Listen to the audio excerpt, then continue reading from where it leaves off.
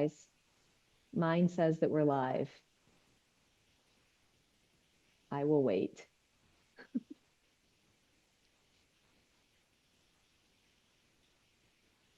Mine says we're live.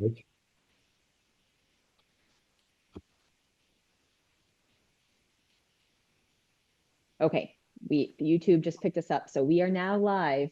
Thank you everyone for your patience. Good morning. My name is Leslie Freehill. I'm Deputy Legal Counsel for Governor Evers.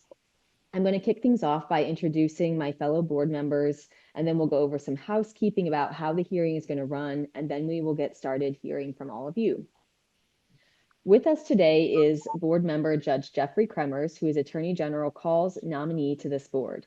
Judge Kremers served as a Milwaukee County Circuit Court judge for 26 years, including as chief judge for 7 of those years, before retiring in 2018. We have board member Reverend Jerry Hancock with us, who is the director of the Prison Ministry Project. He previously served as a public defender, deputy district attorney, and an administrator for the Department of Justice's Division of Law Enforcement Services. We also have Jennifer Lewis, who is an officer with the Madison Police Department. She holds a master's degree in social work and a degree in counseling. Officer Lewis previously worked providing frontline response for the Rape Crisis Center and advocating for state policies that benefit women and families. Next, we have board member Eric Libertor, who is the incoming Assistant Director of Student Success and incoming Assistant Student Teaching Professor at Marquette University Law School. He previously served as a supervising attorney at Disability Rights Wisconsin, where he focused on public benefits eligibility, and in the governor's office. Next, we have board member Myrna Warrington for just the morning session. She is the director of vocational rehabilitation on the Menominee Indian Reservation. She is a U.S. Army veteran and has been a member of the Menominee Tribal Legislature for over 15 years. And finally, we have Nadia Perez Reyes, who is the Deputy Secretary for the Department of Children and Families. She previously worked as a state public defender and as an attorney for Legal Action of Wisconsin. I will note that none of our board members are here representing their other organizations or roles or agencies today. Everyone is here in their personal capacity. With that, I'm going to go over a couple of tips about how the hearing will run before we get going. Please keep in mind, of course, that this hearing is being live streamed on YouTube. Please mute yourself and keep your video off until it's your turn so that we can focus on the person presenting and ensure audio and visual quality. If you run into IT issues during the hearing, don't worry. Someone from staff will give you a call and the board will return to your hearing once the issues are resolved. So we will reach out to you and we will come back to you. Otherwise, we will call people up in the order that they're listed on the open meetings notice. Each applicant will have about 5 minutes to share your story, with about 3 minutes up front to answer the questions we've sent in advance of the meeting. As a reminder, those are: first, a brief summary of your offenses and how your sentence went, a brief summary of what you have done since the completion of your sentence, including community involvement and employment, where you're at now and how your life is different than at the time of your offense. And third, a brief statement about why you think you should receive a pardon. The board may or may not then ask you questions about your application. Please do not read too much into this either way, as we've spent quite a bit of time reviewing your application and your materials already before the hearing. If we do have questions, however, we would like to have time to ask those of you. Once the board is done asking questions, you're welcome to sign off and leave the Zoom hearing. Once everyone is heard, the board will meet in closed session to decide whether to recommend your application to the governor. You need majority support of the board members present in order for your application to be forwarded to the governor, who will make the final decision on whether or not to grant your pardon application. Either way, you should be notified in about a month or two from today. We know that you've waited quite a while to get to this moment, and we appreciate your additional patience as we get those recommendations to the governor. So with that, we are going to get underway with our first applicant of the morning session. And that is Todd Sire. Are you present, Mr. Sire?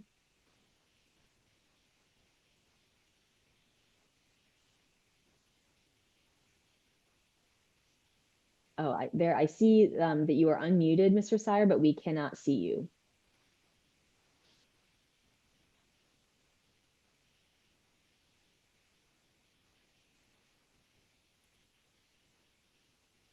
Can you hear us? And are you able to speak as well to make sure your audio is working?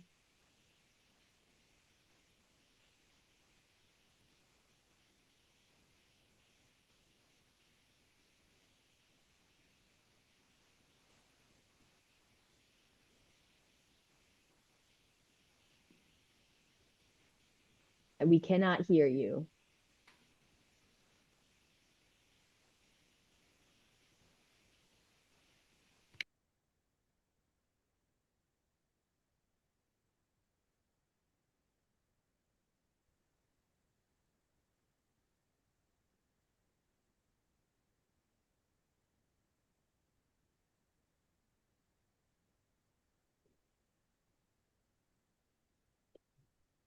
It looks like you're having problems with the audio, so we can go to the next person and someone can call you and help try to troubleshoot that, and we will come back to you, Mr. Sire.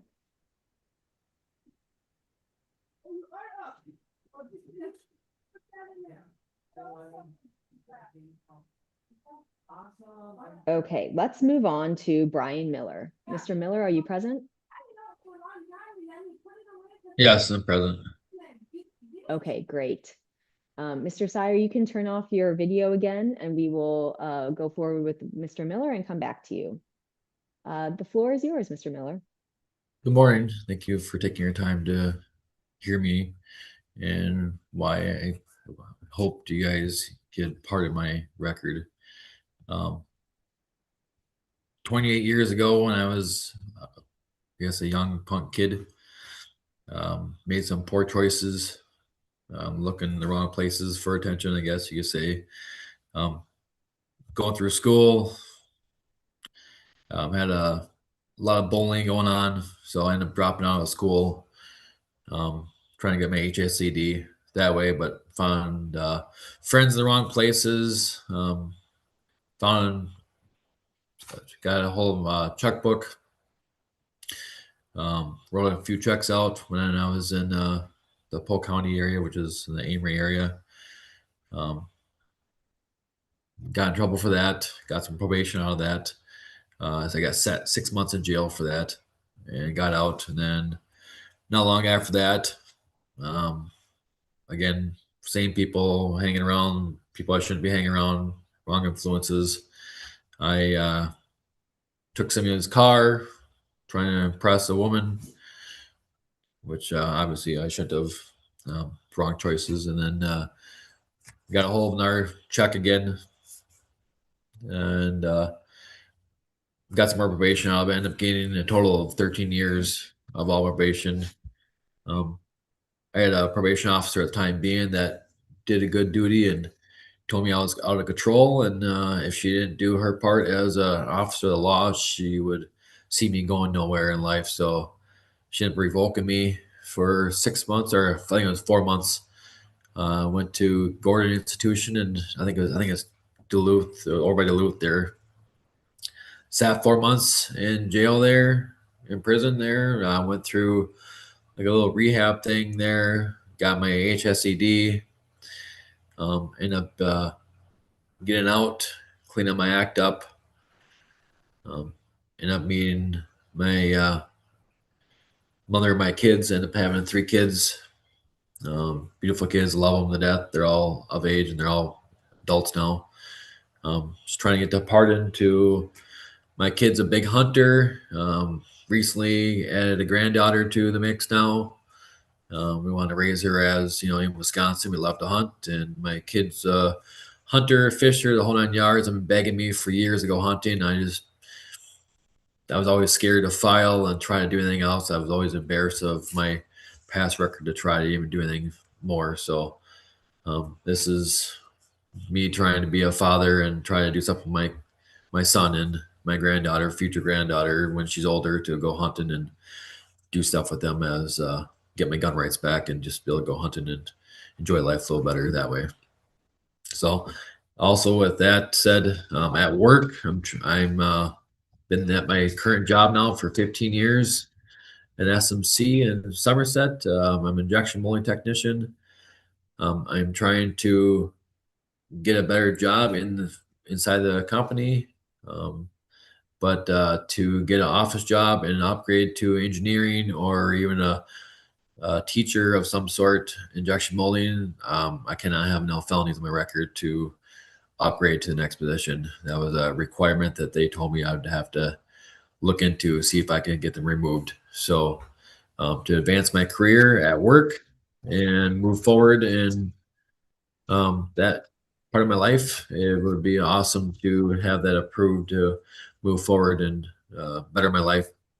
Now that I have, 28 years later, I'm trying to be doing really good and just moving forward with my career at work and with my kids, I guess you could say. Okay, thank you, Mr. Miller. Are there questions from the board? Judge Kremers. Got a few questions. First of all, do you have some tax warrants from Milwaukee from 2022, about $8,700, and Dane County from 2026, about $13,000? No, I have no tax warrants. Okay, what about Sauk County and unsatisfied unemployment compensation warrant for about 6,600 from 2022? Nope, not either. Okay, so it's not required, but it is strongly recommended that applicants submit letters of support. You didn't submit any letters of support. Can you tell us why not? Well, both my parents are passed. Um, I guess the only person I really had was my fiance. Um, my window of people that I have is pretty small, except for my coworkers at work. So I guess my only reason was I don't really have many people I talk to besides my fiance and my coworkers at work. Okay, those are my questions. Thank you. Reverend Hancock? Mr. Miller, this was almost 30 years ago, Yes. but it all happened around Deer Park, and you Yep. still live there. Do you still see any of the people involved in this case? No, I have not. I moved away from Deer Park for I don't know, quite like 10, 15 years. I moved away. Now I'm back in the area, but I don't see anybody I used to talk to. I haven't seen anybody in general for years. I mean, it's hit or miss. I mean, people from even from school. Yeah, okay. Do you ever see a guy named Joseph Draxler? Nope, I know the name, but I haven't seen that person for years. Well, it was his truck you stole, right? Yep, it was his son's car. It was his daughter that I was trying to impress. Yeah. I was 17, and yeah, I took his car. Yeah. Well, and just to be clear, you weren't trying to impress a woman. You were trying to impress a 14-year-old girl, right? Yes, And helping her run away. yes. Okay.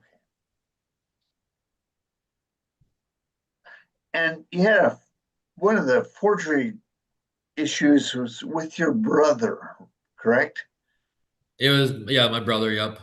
Yeah. And how do you get along with him these days? I guess you could say okay. I mean, he forgave me for my mistakes, and I apologize for him, and we've been good ever since. I mean, I went through Okay. a spiel of bad events there. Okay. And you've had nothing since then, right? No, nothing at all. Okay. Thank you. Thank you. Are there any other questions? Oh, Eric. Two questions from me. First one's pretty quick, but just wanted to confirm you have paid all your restitution in these cases. Yes, I paid all restitution, and they actually let me off early by a couple years because when I moved to Chippewa Falls, I was clean for so long. They're like, "Oh, you're already paid off. Why are you even still on?"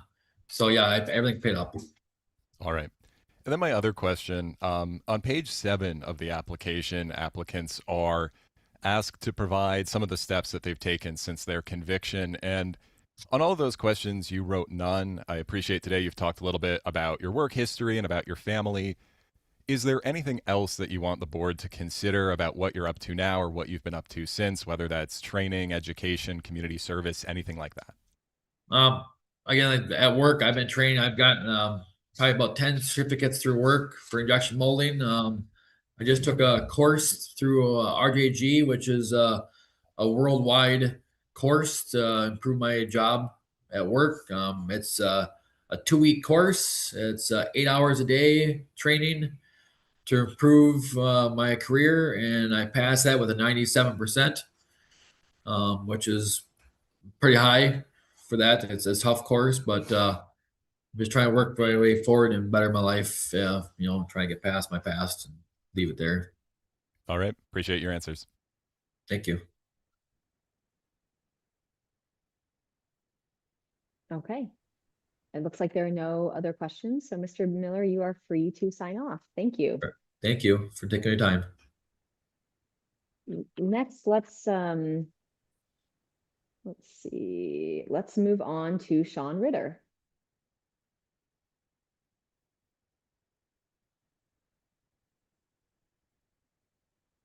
Mr. Ritter, we can see you are present, but we cannot see or hear you.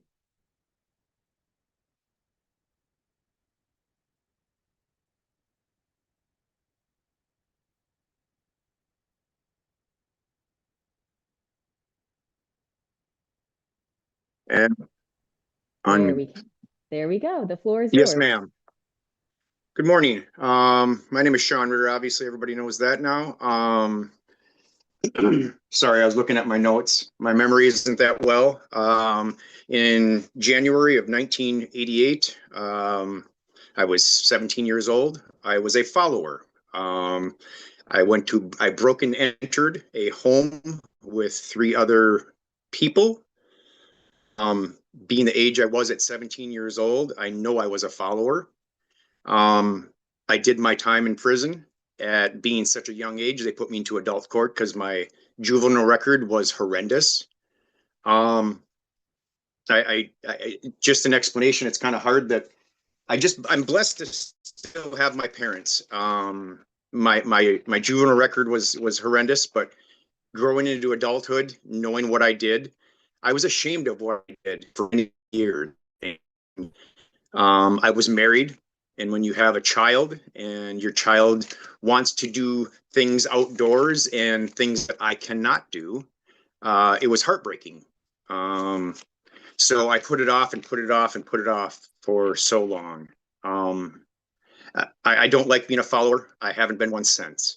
I've worked at the same job now, going on 19 years, and my general manager knows my predicament. I have no shame in it any longer.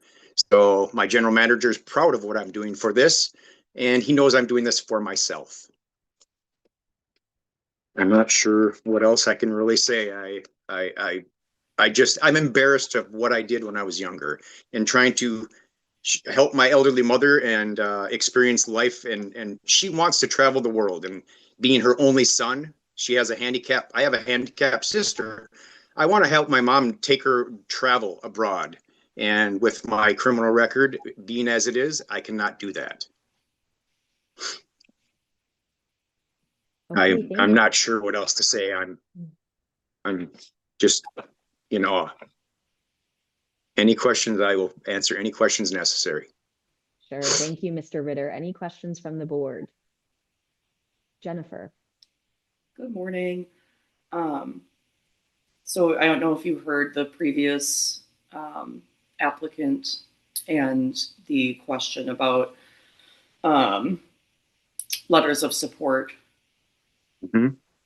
Is there a reason why you didn't submit any letters of support? Those are very helpful. And yes, I didn't put any support because I know of what kind of person I am and what person I was at the time at 17 years old.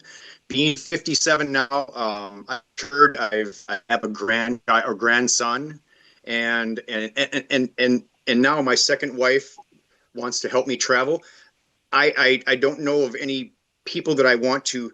I have relatives, aunts and uncles. I have 7 aunts and uncles who would be willing to write letters if necessary. But I want to do this for myself, and being in the time frame that I did this, it's something I'm just horribly ashamed of. But I'm not ashamed of it as going to where I work for almost 20 years. I told them since day one when I started in 07 of my criminal record, and I've been embarrassed about it. I don't have a letter, but I would be willing to ask family members to write them. Okay. You talk a lot about being a follower at that time of your life. But I don't see, and I didn't hear from you, any sort of like personal accountability for your actions or apologies for what happened back then. Can you talk about that? Yes, ma'am. I being a follower, I am horribly ashamed, and I did make all my restitution as necessary. I didn't write a letter to the family, but yes, I am horribly ashamed of what I did. Okay. Thank you. Thank you. Reverend Hancock? How old were you when you went to prison? They waived me to adult court at 17, and I went in at just turned 18. And how long did you serve in prison? If my memory serves me correctly, I think I served 21 months. And where did you do that time? Oak Hill Correctional Facility in Oregon, Sure. Wisconsin. Okay. And you said in your letter that you finally got the courage to ask for a pardon. And I know that must have been a complicated process, but can you briefly tell us how you got the courage to apply? What was it? What was it specifically that gave you the courage to apply? I had a mini stroke in August of 2019, and the only thing that I regretted in that moment of having my whole right side of my body fall asleep while at work in my work vehicle was this, my pardon. Wow. That's the only thing that went through my mind. Wow. Thank you. Thank you, sir. Any other questions from the board? Okay, thank you, Mr. Ritter, for your time. You are free to sign off. Thank you, ma'am. Thank you, board. Okay, next we are going to circle back to Todd Sire, who is joined by phone. Mr. Sire, the floor is yours.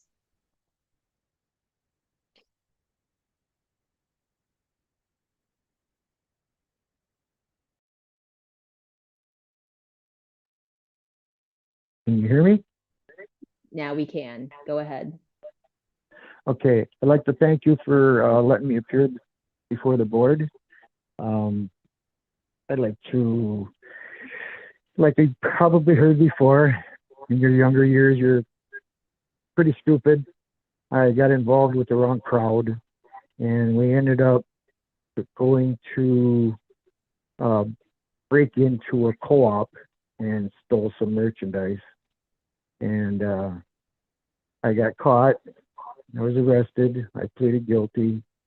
I was sentenced to 90 days in jail and restitution to be paid back. I served my time. I started paying the restitution back. And during that time, I decided to work a little bit of entertainment. There was a place we had bands, and I would take money at the door, and people would party, or it was a good time. I met my wife there, and we ended up getting married. And I realized I had to do something for a job, so I decided to go back to NWTC and get a degree in welding. I did that, and I graduated with a 3.4 out of a 4.0. And I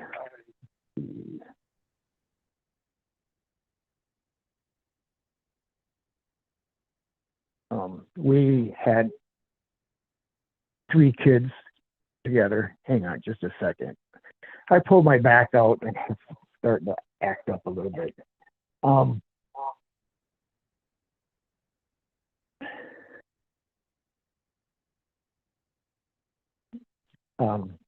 When my kids were going to school, we always backed them up on everything that they wanted to do. So we got involved in a program with my oldest called Odyssey of the Mind, where they would be given these things to solve and get their minds working good. I've been at my job for 29 years. And I took the lesson that I learned from the break-in and all of that stuff and made sure that my kids didn't get connected with the wrong crowd. And I think I did pretty good there because none of them went astray.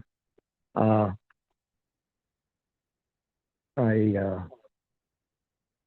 was hoping to get a pardon so that I can have a clear conscience, that I have a clear record before I end up leaving Earth.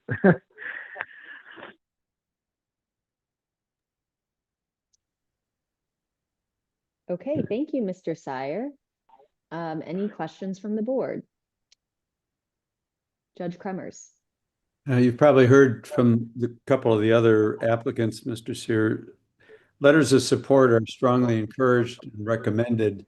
They're not required, but I'd like to know why you didn't submit any letters of recommendation or letters of. I didn't know I was supposed to. That's on the application.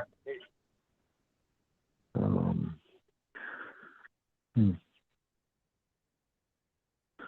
don't know why it got overlooked, I guess. Okay. All right. Thank you. Thank you.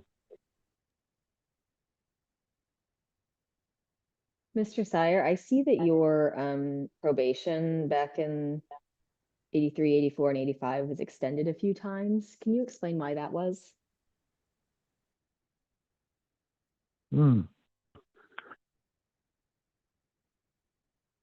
I don't know if it had anything to do with the restitution or not.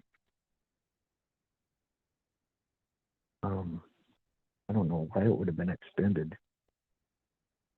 I followed my probation. I did everything I was supposed to do.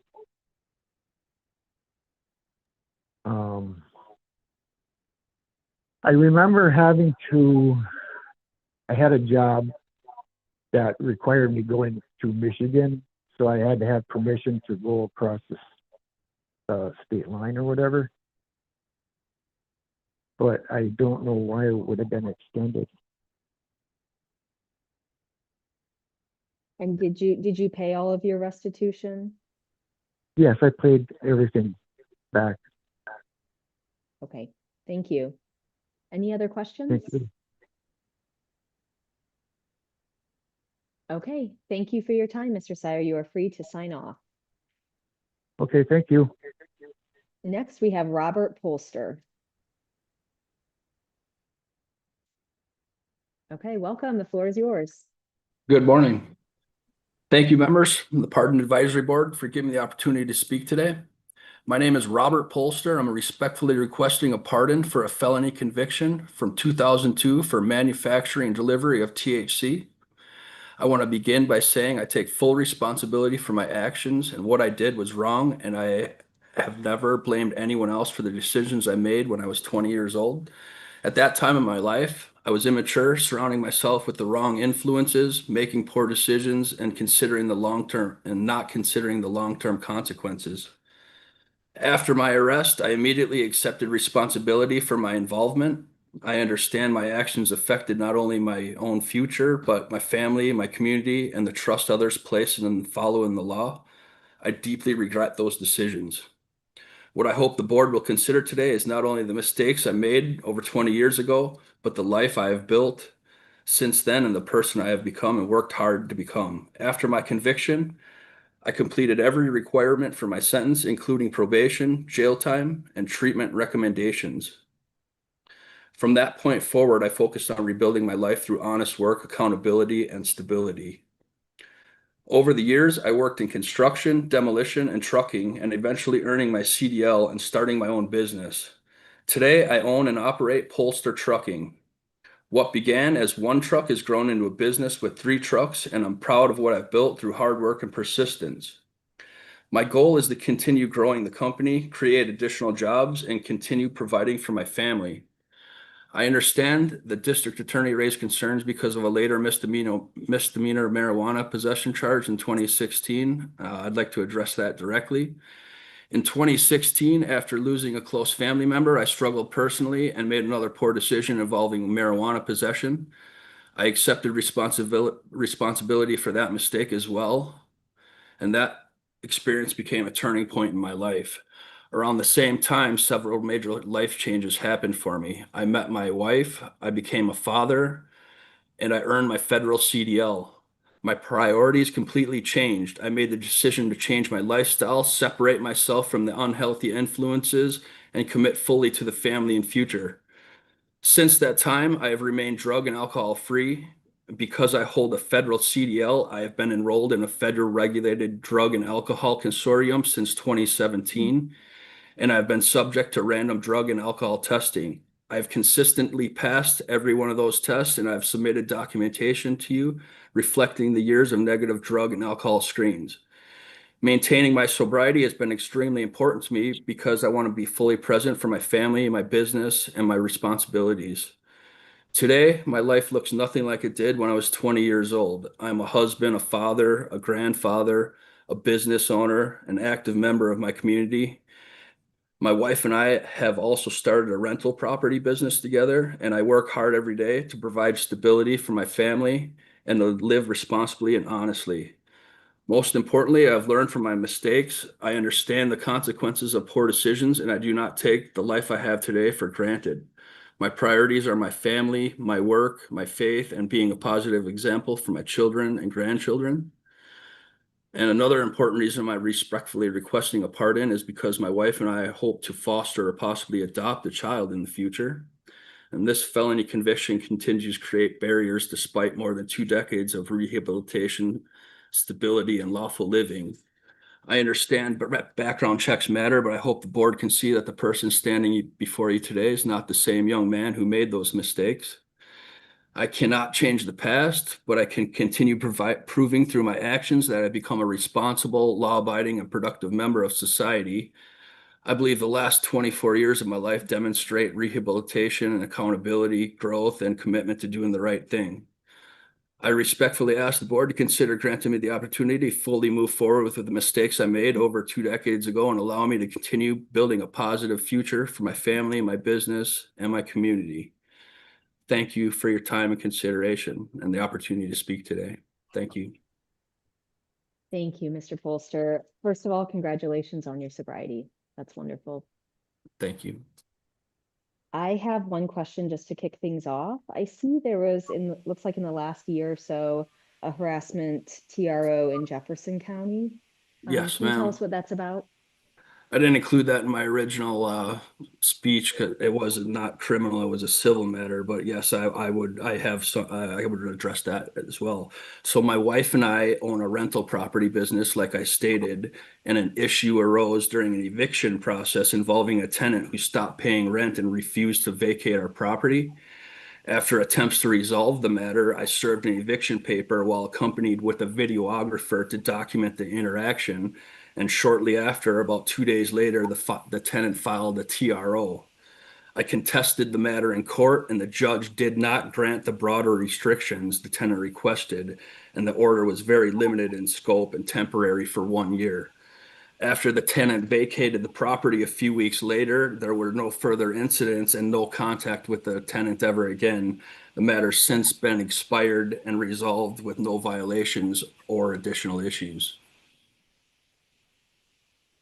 Thank you. Are there other questions from the board? Jennifer.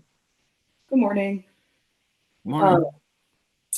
So in the application, for question number 7, you're asked to indicate any other law enforcement contacts that you've had since your felony conviction, and you checked no. However, it looks like in 2006, there was a misdemeanor battery case. Can you talk about that? No, there was no case for battery, ma'am. Okay. Give me 1 second here.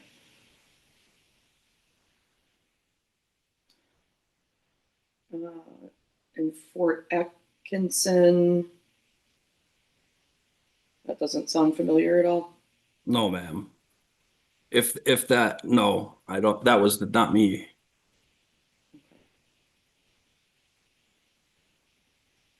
Okay. Maybe somebody from the office can look at that.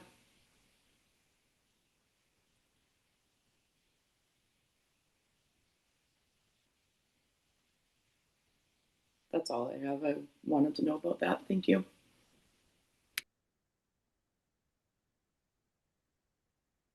Any other questions? Okay, thank you for your time, Mr. Polster. You are free to sign off. Thank you. Next, we have Nora Huerta Sanchez.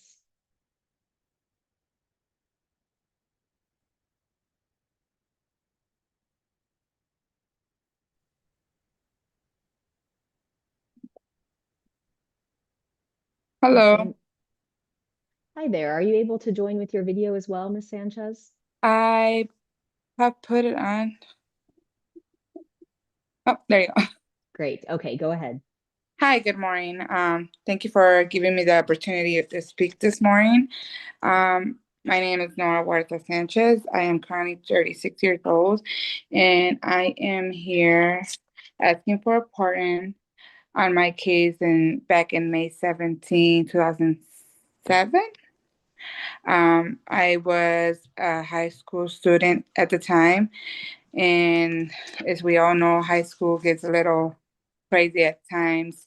I was involved in a fight with another classmate, and that resulted in me getting a felony for that fight.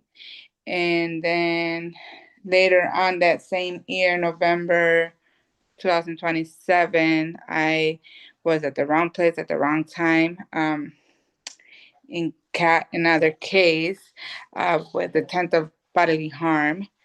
I take full responsibility for my actions, and I am very regretful for it because at the time you don't realize the seriousness of the crimes that you commit. And as time goes by, you realize like how important it is to keep a clean record, how to make good choices. And with these cases, I have learned a lot, and I have turned my life around. I am currently a mom of 2 kids, 2 boys. I have got my CNA in May 2024. I recently tried to sign up as a volunteer for my son's school, and I was denied because of these records.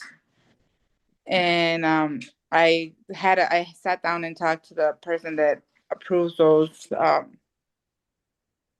volunteering forms, and we spoke on it and said, it's been 19 years, you have changed your life around, and if I do get this pardon, he is willing to let me be a chaperone or a volunteer at my son's school. I would really love to get this parent to continue to go to school for medical. I did want to sign up for the nursing program. Oh, I do have my CNA, but I want to sign up for a RN. And they did tell me that I should look into a parent before I do, because a lot of hospitals won't take you with, criminal record.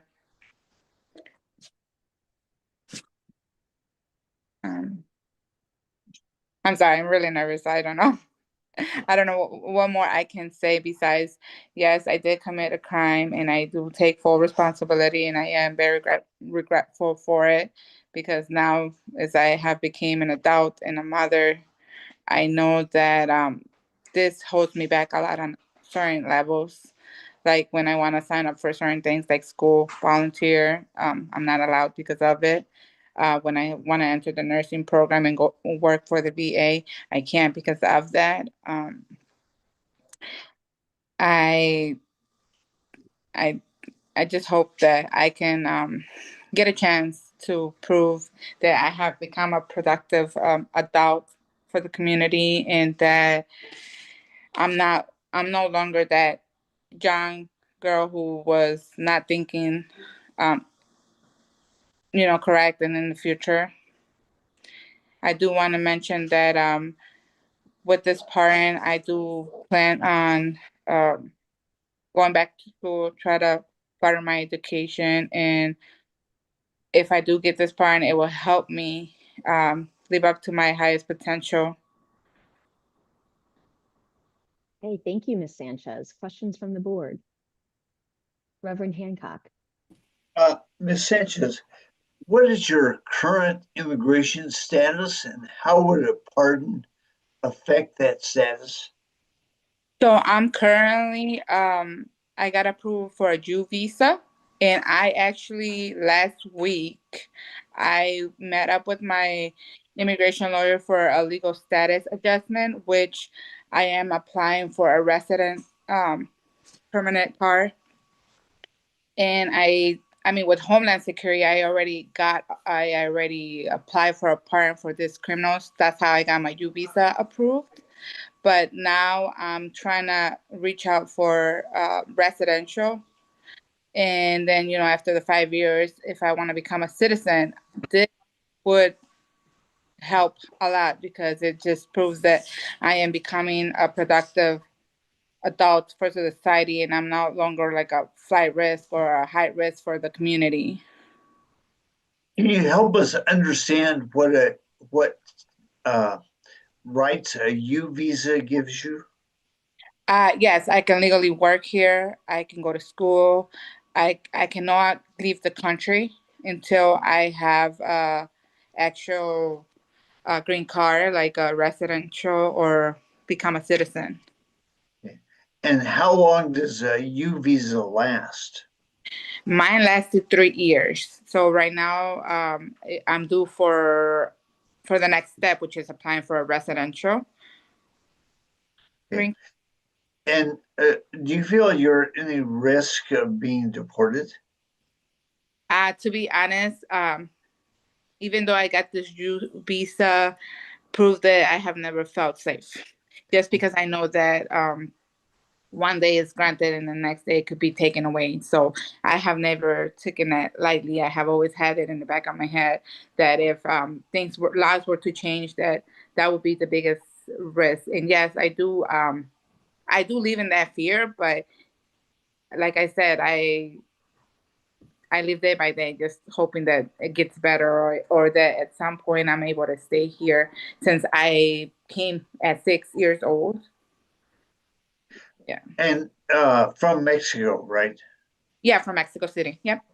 And you have 2 kids, right? And they're both American citizens.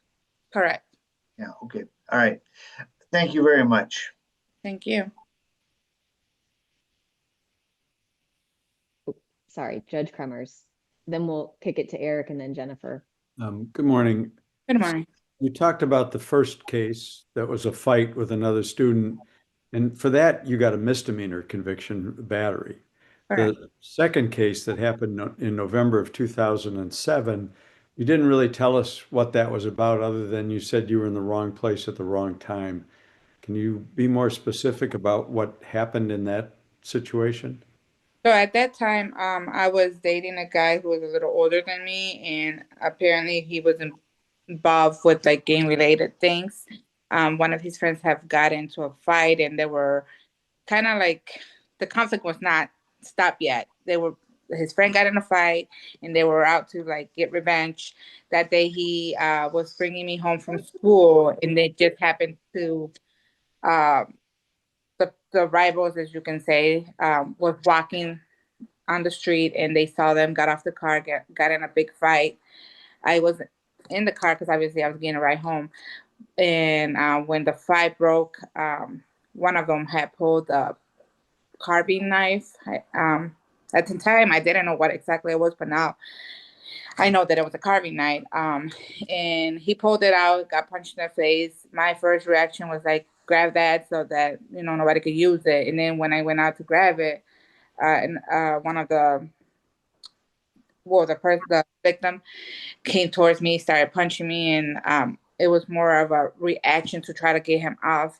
It wasn't my intent to hurt him, but I do take full responsibility for what happened to him, because now that I have the time to sit down and reflect, this could have been more than just a cut. I could have harmed them to the point where I could have been in prison for the rest of my life. You stabbed him in the back, right? In the shoulder blade. Yeah.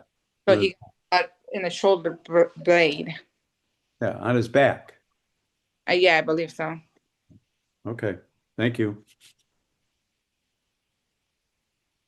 In your application, you mentioned that you completed anger management and that you attended therapy.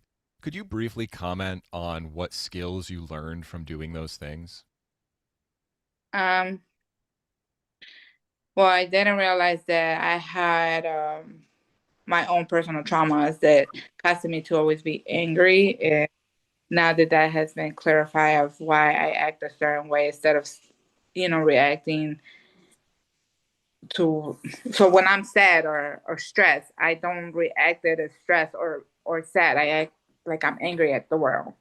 And obviously I have learned how to like know the difference between anger and sadness, and not just, react right away. Take the time to take a breather and kind of realize like it's not that important to be mad or like, to react a certain way. And that has helped me now as a mother, because I have learned how to have so much patience, not only with my children, but with myself, and be more self-understanding that, they're learning, they don't have it all together. Even me as an adult, there's times where I don't have it all together. So that has helped me a lot to cope with like patience and not overreact with little things. Thank you. Appreciate you sharing that. Thank you. Jennifer, did you have questions still? Judge Kremers touched on the bulk of what I wanted to ask, and then just to piggyback off of Eric, are you still in any therapy or anger management or treatment of any kind? No, I completed my anger management, alcohol and drug abuse, which I never had a drug or alcohol abuse, but I completed everything, just in case if I ever needed that information or support or help. But no, I currently work as a CNA. For Bright Star Home Care, and I work with a lot of people who are, they have disabilities and have a lot of medical problems medical problems. Okay, but you yourself are not in any sort of therapy or anger management any longer at this time? No, I feel like I'm not in need of it, but no. And when was that you completed all of that? I want to say after my last conviction, I had to do that as a condition. I had to go in and take anger management, alcohol and drug abuse, therapy. I also did some community hours. I paid restitution. Okay. The Um, last, that was when it was the last time I took it. Have you had any interactions with any of these people from this time of your life? No, we cut ties since this all happened, since they all got deported. Okay. Yeah. Okay. What about the victim of the stabbing? No, I never saw that person again. I didn't know the people. I didn't know who they were. I was actually pretty new to the school district in St. Perry. Okay, thank you. Okay, are there any final questions? Okay, thank you for your time, Ms. Sanchez. You can sign off. Thank you. Have a good one. You as well. Next, we have Stacy Sanford.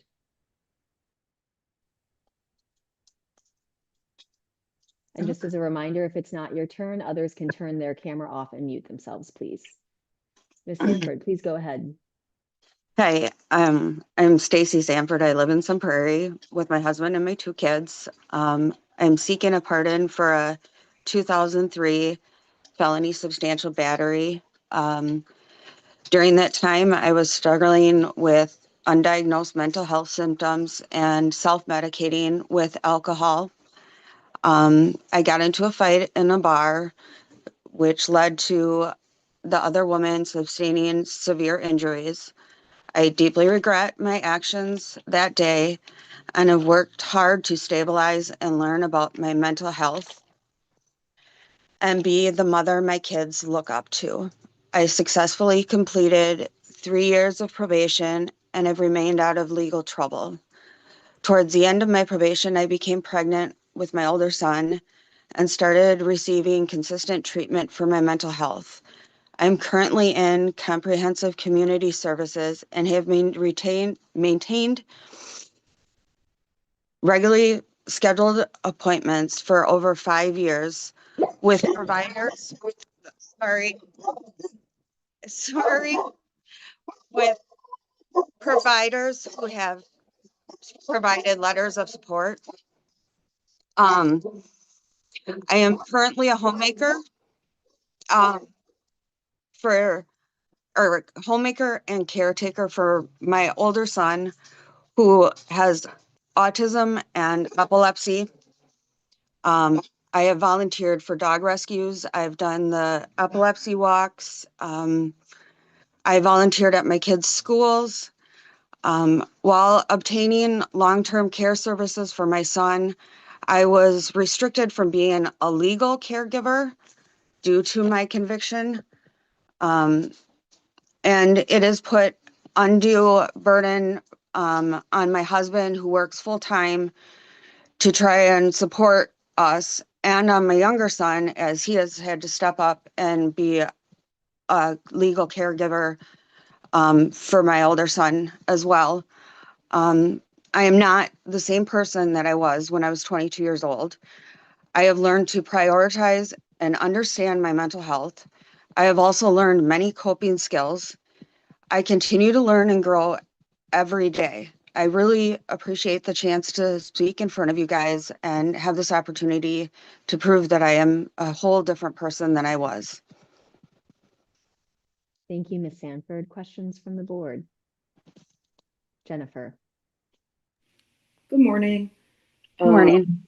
So question 7 on the application asks you to disclose any other interactions with law enforcement, deferred judgment, criminal charges, cases that have been dropped, things of that nature. And it looks like you checked no, correct? I believe so. Okay. So in 2017, did you get into another bar fight? It was like a verbal altercation, and it got dropped down into a disorderly conduct ticket. Okay. Why was that not disclosed on your application when asked? I totally forgot about it. Okay. Did you like Um, review your own CCAP or criminal records or anything prior to submitting your application? Well, I forgot because of I was going over with my maiden name and then my married name, it's under the two different. Mm-hmm. So that's where I was, and I totally forgot about that one. Okay. So, I mean, 2017 was not quite 10 years ago yet, right? And you know, are talking a lot about how you're not that same person that you were in 2003 anymore. But in 2017, you found yourself now in a similar Yeah, incident and that you didn't disclose. I don't go to bars anymore. And I've joined with the CCS program. And I see a therapist every week on a weekly basis. I have an ISD provider that I see on a weekly basis. I do heart math twice a week. And I also have a peer support person that I meet with on a weekly basis. Okay. On top of that, I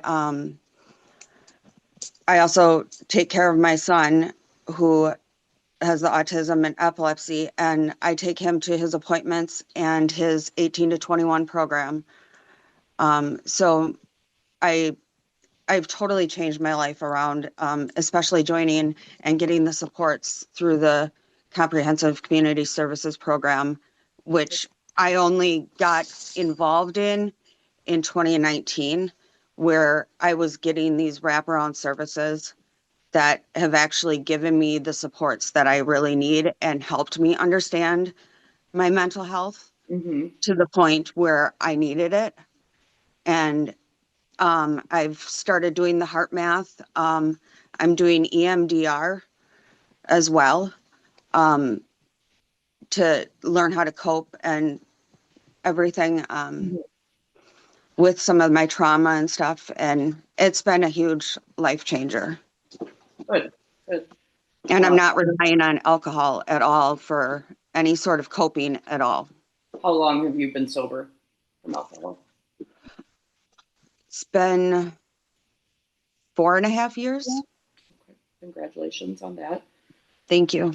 So I want to go back to that 2017 arrest. I assume you were arrested because it was Yeah. originally charged as a battery. Is that correct? Yes, and then it was dropped to disorderly conduct ticket. So I want to hear from you what happened at that incident, please. I was with one of my friends. We were at her mom's birthday party. And then it had something to do with her brother's ex-girlfriend. And we were there we ended up going to another bar, and the girl didn't like my friend. And my friend ended up getting into a fight too, but they ended up driving her home. She got in a fight with the other girl, but I was when the police showed up, my hair was pulled and I was pulling the other girl's hair is what was going on when the police showed up. And then that's when I was arrested. Okay. Was anybody else arrested out of that incident? No, well, my friend was put in the police car and taken home, and she got a disorderly conduct ticket out of it. But I was taken to jail. For the battery? Yeah. Okay. All right. Thank you. You're welcome. Are there Leslie, any I have other a question. questions? Go ahead, Myrna. So for either one of these victims, did you apologize? Yes. Verbal, written, what? Well, actually, the first victim, I actually live in the same town as her, and I have seen her and I have apologized to her in person. Even though it's been many years later. Because of course, at first I wasn't allowed to have any contact with her. But I have seen her and I totally admitted who I was and told her I was sorry for the whole situation and that it was uncalled for, and I apologized for the damage that was caused physically and mentally. And the second person? I don't really know her. So Thank you.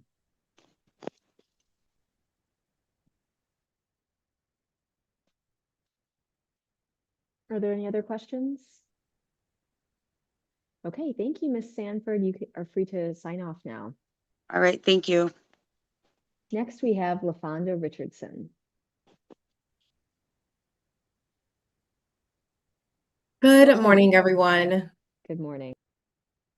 I'd like to thank everyone for this time, and I will go ahead and get right into it so I'm not taking up everyone's time. I am currently requesting a pardon for an offense that happened 16, soon to be 17 years ago. It was a felony offense, theft of a business. I was a bank teller at First National Bank and Trust here in Beloit. And at that time, I was going through a very heavy domestic violence relationship. And being in that situation, having 2 children and not really knowing how to navigate through financial situations in life and being emotionally, mentally, and physically incapacitated at times, I made the absolute wrong decision to steal from a bank. I was stealing with the intentions of replacing the money because at that time I was in school and I was going to replace money with my financial aid money that I was receiving. Situations got really out of hand, spiraling personally, that led into my professional life. I take full accountability. I hold myself fully accountable for everything that surrounded that case in reference to the theft of a business. After being convicted, I was subjected to 3 years of probation and paying back the full restitution. However, I only did, I believe it was 12 to 13 months of probation. After paying the restitution, the probation officer noticed that I was an individual that was really aiming to change her life and revamp, re-cement in a very positive way. I will say that after the conviction, it was mentally dismantling, not knowing how to truly navigate with having that on my record. So I will say there were instances that were very challenging financially, emotionally, and physically, especially being a single mother of 2 daughters. But I did maintain employment as an IT security specialist. I went through schooling and got various certifications. I did not get my degree. However, with those certifications, I was able to maintain suitable employment at that time. And then COVID happened. And unfortunately, that forced me to, my position was eliminated with that IT company. Now, kind of navigating through COVID, I was able to obtain an IT software developing position at Grainger. And at that time, I noticed that with all of the disparities that were taking place that COVID kind of brought to light, it made me pivot my professional career into human services. So very shortly after, I transitioned into a housing case manager and success coach coordinating position for community action. While I was there, I actually sat on the Rock County Anti-Trafficking Board, anti-human trafficking board, and I served as a member who would advocate for individuals who sustain traumatic instances. And I was actually learning how to enhance my knowledge through being in the community and just volunteering in spaces and places where individuals were needing resources that at Community Action were obtainable, and actually building and networking with individuals for the county in different areas of profession. From Community Action, I actually transitioned into a case manager for WIOA. It is a program ran by the state of Wisconsin, and it's helping reacclimate individuals to society or help them reintroduce themselves to the educational systems and journeys that they may be wanting to adhere to. And in this time, I actually went back to school myself. I am double majoring in human services and associative arts at Blackhawk Technical College. Once I complete my schooling there, I will be double majoring in legal studies and political science and minoring in urban development at Whitewater University. And with all of that, I say I've also taken a lot of leadership roles through Blackhawk Technical College. I am currently the SGA president, in which I have had the opportunity to meet Governor Evers at this year's legislature. And I had about 45 seconds to kind of share my story with him and to kind of share how trials and tribulations have led to a great testimony. And the individual that was represented in this case roughly 17 years ago is not the person that I am today. I have gone above and beyond in obtaining numerous certifications such as nonprofit leadership certification, conflict resolution, life coaching, and public speaking, and social and emotional learning certifications to, again, enhance my knowledge in the fields of profession that I am looking to go into. I love volunteering in underserved, marginalized areas to not only provide resources that individuals need to kind of combat barriers and disparities that they're experiencing, but to also encourage individuals that where you are right now or where you were 20 or 30 years ago, that is not who you are today. And you are 100% capable of turning your life around. And I use my story as a definite testimony, especially to young women, just both domestically, my domestic experience and this conviction, and all of the instances in between. I have gone through situations where I have experienced eviction because of lack of employment. I have gone through situations where I have been taken to court because I was not able to pay a credit card bill, or it was a mistaken identity theft. So I'm having to represent myself in places that seem foreign to me, that seem very uncomfortable, yet I am doing it. And I like to use that voice to encourage other people that if you have anything that you have gone through or maybe going through, just don't let it stop you from your ultimate goal and how you want to live your life. And me requesting this pardon is one of those things. It has been a prejudgment factor, I feel, in a lot of different areas. And that is my main source. That is my baseline reasoning for requesting a pardon. Just to eliminate that prejudgment in the spaces and places that I look to enter, and other certifications and licensures that I am looking to obtain for myself in the near future. Okay, thank you, Ms. Richardson. Questions from the board, Reverend Hancock.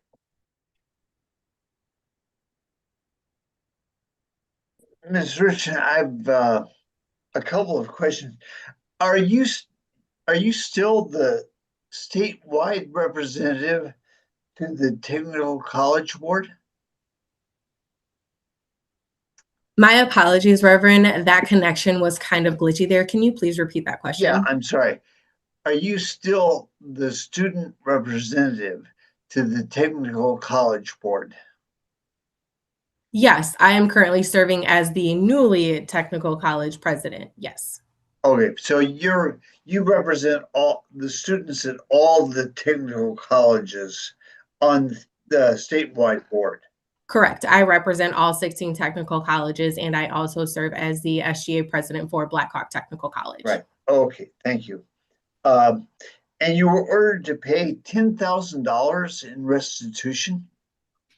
Yes. How did you pay that? Actually, that number was $14,000 from my understanding. It was a $14,000 restitution, and that was paid with the assistance of my parents and working over the course of the time that I was over on probation. But the hefty amount of that was contributed by my father and my mother. And since then, I have repaid them. Okay. And you said that you took the money in your application. You say you took the money because you were a single mom with 2 kids, and I needed the money for my living expenses. Yes, sir, that is correct. Okay. But in fact, you took some of that money and went to Rockford and bought a diamond ring and an engagement ring. Absolutely, sir. That ring, the funds that were utilized to purchase that ring, that was actually used from my financial aid money that I had received from school. And that was clarified to both my representation and the prosecuting representation. However, it was perceived that what I had was utilized for that ring. So again, I take full accountability. I'm not making excuses or trying to justify what was purchased, when was purchased. I hold myself accountable for what was taken and everything that was included in that case surrounding the metrics. So why didn't you tell us that you bought the rings? I did not see that as pertinent information what was purchased with the finances. However, that is a very pertinent matter. Again, being at that age, having 2 kids and wanting more for myself, again, it does not justify the purchases that were made. It was a purchase that was made and the ring Right. was Well, okay, returned. let me ask you about that, because what you bought a diamond ring and an engagement ring, but you were in a violent domestic relationship. Correct. So Correct. who were you getting engaged to? The individual that I was in a relationship. Oh, okay. So you've Yes, it explained does. why. Yes, it does not make sense. However, when you are young, and I will say the human mind is not fully developed until the age of 25. But what I will say, as an emotional, mentally, financially debilitated individual at that time who was in a domestic relationship, I responded in ways that I thought were healthy. I thought that that would work. I thought that making a purchase with the ring is going to solidify a relationship with an individual that made everything seem okay that I was going through. And again, those are the testimonials that I like to utilize because domestic violence is not okay. Domestic violence is not healthy no matter what someone is doing or what they are saying to you. And I think that notion right there kind of speaks to that. Why would you go and purchase a ring with money that you just stole from a bank and quote unquote be engaged to an individual you're in a domestic violence relationship with because you think it's okay? And Okay, there's nobody here. Yeah, there's nobody here to help you and say that, no, that's not okay. But no, there is no justification to that. In that moment, it seemed like it was okay and it was not. absolutely. That is a perfectly reasonable explanation when you did for what you did when you were 20 years old. What I have trouble understanding, particularly when you have these wonderful letters from chiefs of police attesting to your high ethical standards. When you applied for a pardon, you didn't tell us the truth. You didn't tell us the truth about what you did with the money. You told us you used the money for your kids, and you used part of the money to buy a diamond ring. And so I can't understand with this wonderful application and your high moral standards why you didn't tell us the truth. And my apologies if me not disclosing that piece of information was misleading. However, that information was included in everything pertaining to the case, in which I presume that the entire board would review. So again, I was in no way, shape, or form wanting to mislead or misrepresent the facts of the matter. Yes, there were a lot of intricate details in pertaining to this case that, again, I hold full accountability for. And I would just like to reiterate, there is no point that I am intended to mislead or misrepresent what took place in that case. Being a 20-year-old individual that is going through a lot psychologically, emotionally, financially, and physically, it did not excuse those actions. However, the person that I am right now, which is truly reflected in a lot of the letters of recommendation, that does not dismiss what took place then. That is not who I am now, nor will I ever be. There will never be a situation to subject me to revert backwards to that mind frame. But again, I do apologize if that information not being included verbatim in the application. I apologize for that. However, I presume that that information would be reviewed by the board because it was included in the case details. Thank you. Are there any other questions, Judge Kremers? Good morning, Ms. Richardson. It looks like, according to the records we have, that you had some civil judgments that are still unsatisfied against you from 2011, 2012, 2023, and 2025. Can you tell me what Yes, those are? and I can attest to those. The judgment for 2025 was a current eviction from when my position was eliminated for the state due to funding cuts, and I did actually pay all of those funds back. So I have to file the appropriated documents with the courts to show that as a satisfactory judgment. The judgment for I believe it was for a financial institution for a lump sum amount that has been entered as a fraudulent case. Again, I have all of the appropriated documents to justify that as well. In 2011, if you can give me some sort of specificity, I may be able to speak to that. Yeah, I'm more interested in the 2023 one for $7,600, and I didn't understand what you were just saying about it being fraudulent. That was a Discover card that was opened by an individual who lives in California. So I had to go through the proper legal processes to have that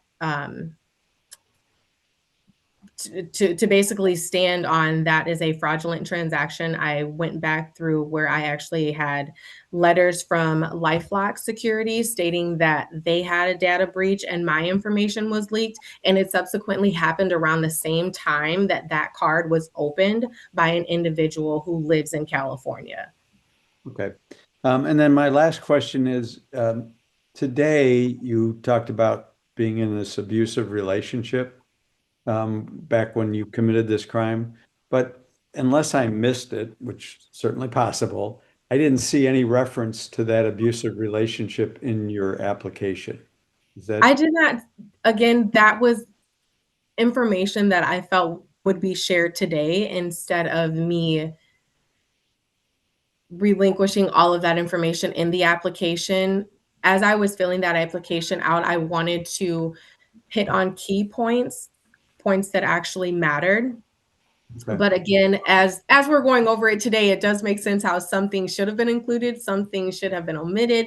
But again, that was a time in my life where there just seemed to be a lot going on, a lot transpiring, but no excuse for me holding myself accountable in the case facts. Okay, thank you. You're welcome. Jennifer, last question. Good morning. Good morning. What is your ultimate career goal? My ultimate career goal is to pursue my criminal. I do want to go to law school and become a criminal attorney and an immigrations attorney. I will continue to serve and advocate for individuals in underserved and marginalized communities for lack of resources, for just in providing information that is needed for them to, again, remove barriers that they are experiencing in life, but instances do not determine who they are as an individual. And I want to be that voice for people. So ultimately, my career goal is to be a criminal attorney and an immigrations attorney. Thank you. Okay, thank you, Ms. Richardson. You're free to sign off. Thank you all for your time. Have a great day. You as well. Next, we have Nathan Billups Jr.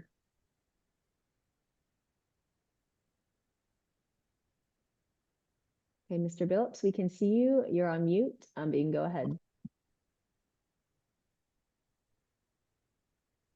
you hear me now? Hello? Yes, yes, but not that well. So you'll have to speak up and directly at your phone. My name is Nathan Billups. Back in 2011, I caught a felony for burglary and building dwelling.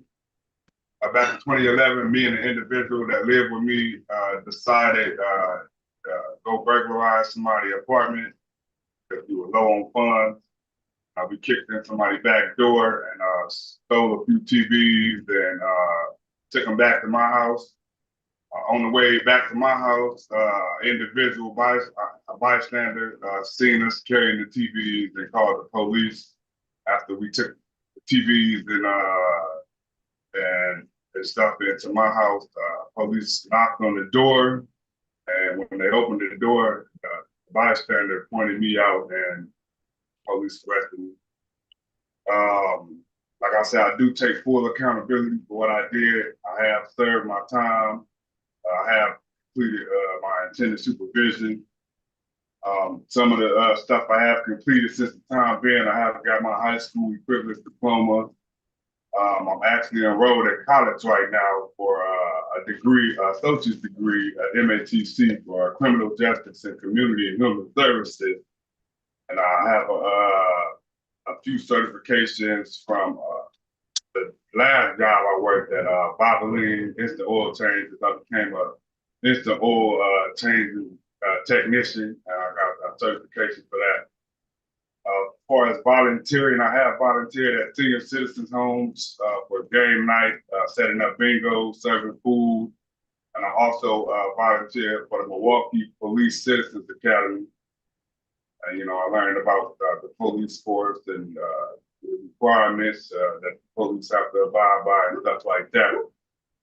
The reason why I'm seeking a pardon is because, in criminal justice school, I'm trying to better my life. I haven't had any police contact since the time of that case, and just trying to better my life and,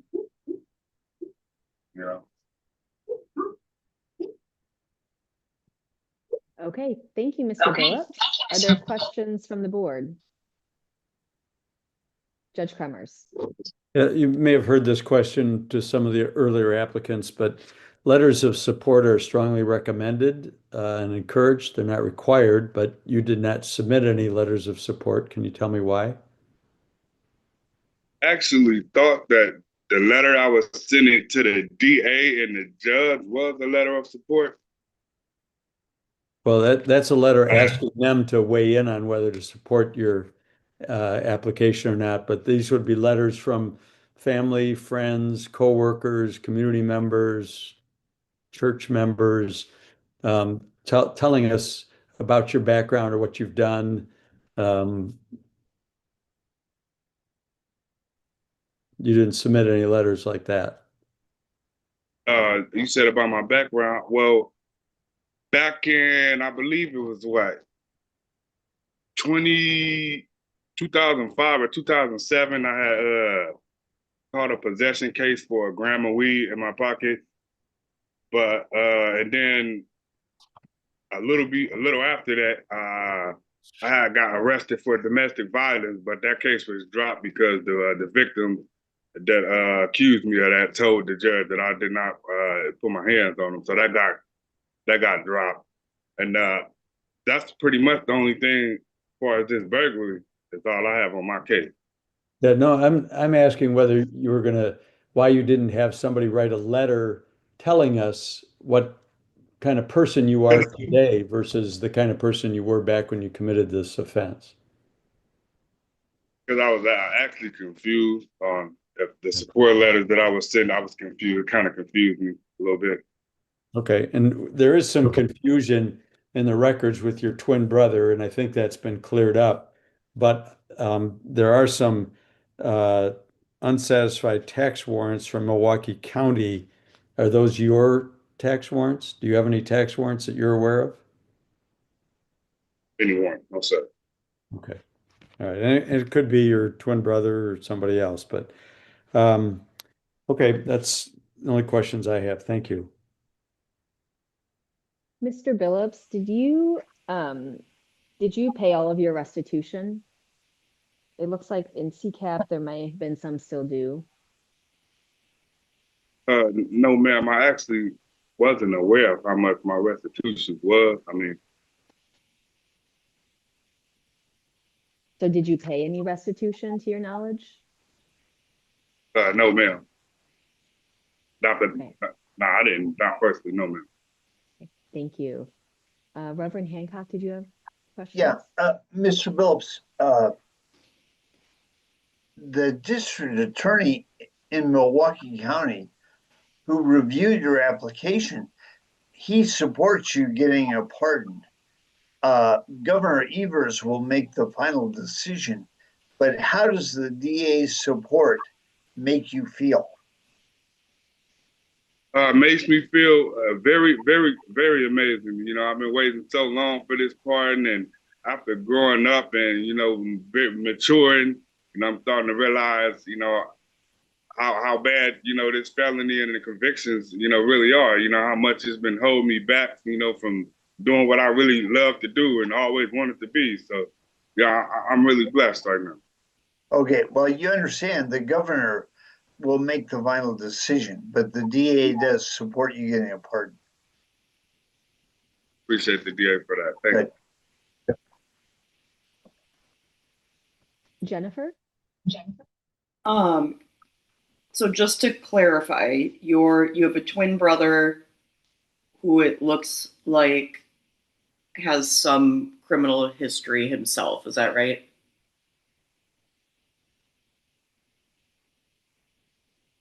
Yes, ma'am. Okay. And did I hear you say something about a domestic violence case that you had as well? Yeah, I had one alone. Yeah, they got dismissed because I was found not guilty. And when was that one? I honestly don't know the exact year. I believe it was before 2011, so probably about 2009 or 10 or something like that. Okay. And who was the victim? You don't need to give a name, but what was the relationship with the victim in that? Well, it was well, it wasn't anybody I knew, but it was, you know, my baby mama's, you know, like a family friend of theirs, and he owned a car shop.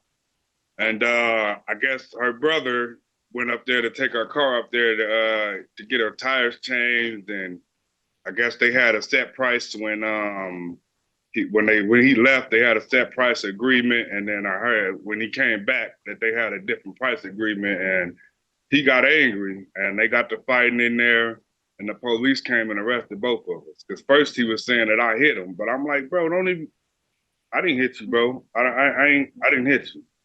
Okay. So he finally told the chief, and the judge dismissed him. Okay. What were you charged with that was later dismissed? I think it was a battery or something, I believe. Okay. And you said 2009-ish? Sir? You said that was around 2009, you said?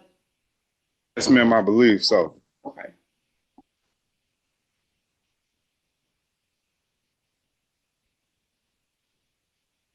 All right.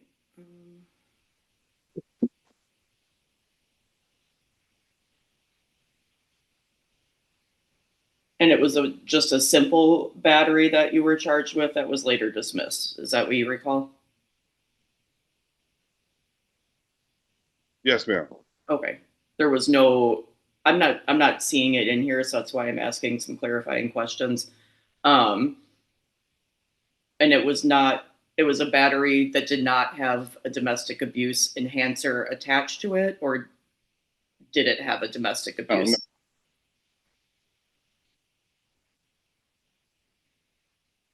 No, I didn't have a domestic view. No, I didn't have anything like that. Okay. All right. Thank you. Okay, it looks like there are no further questions. So thank you for your time, Mr. Billups. You're free to sign off. We are running a little bit behind here, so I'm going to move right into Christopher Wade.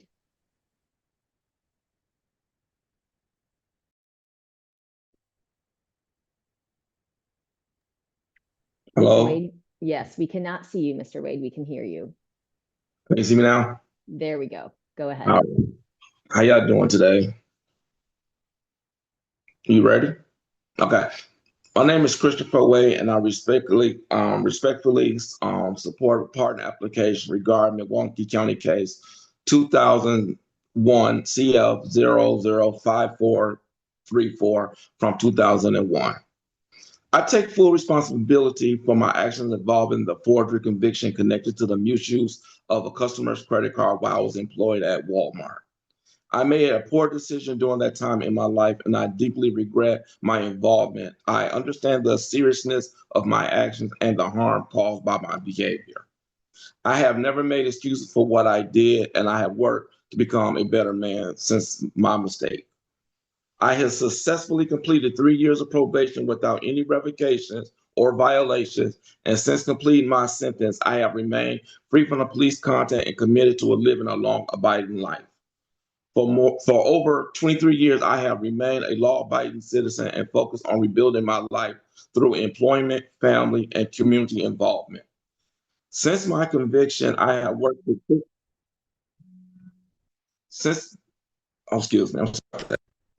conviction, I have worked consistently in construction, restoration, carpet clean, and business ownership. I am currently the owner and manager of Parade Barbecue and Crispy Clean Carpet Cleaners. Through these experiences, I have learned responsibility, discipline, leadership, and the value of honest work. I also have remained involved in my community by volunteer at my daughter's school for over the years and helping at my church, Faith Church, whenever needed. And my goal has always been to move forward positively and an example to my children and family and community.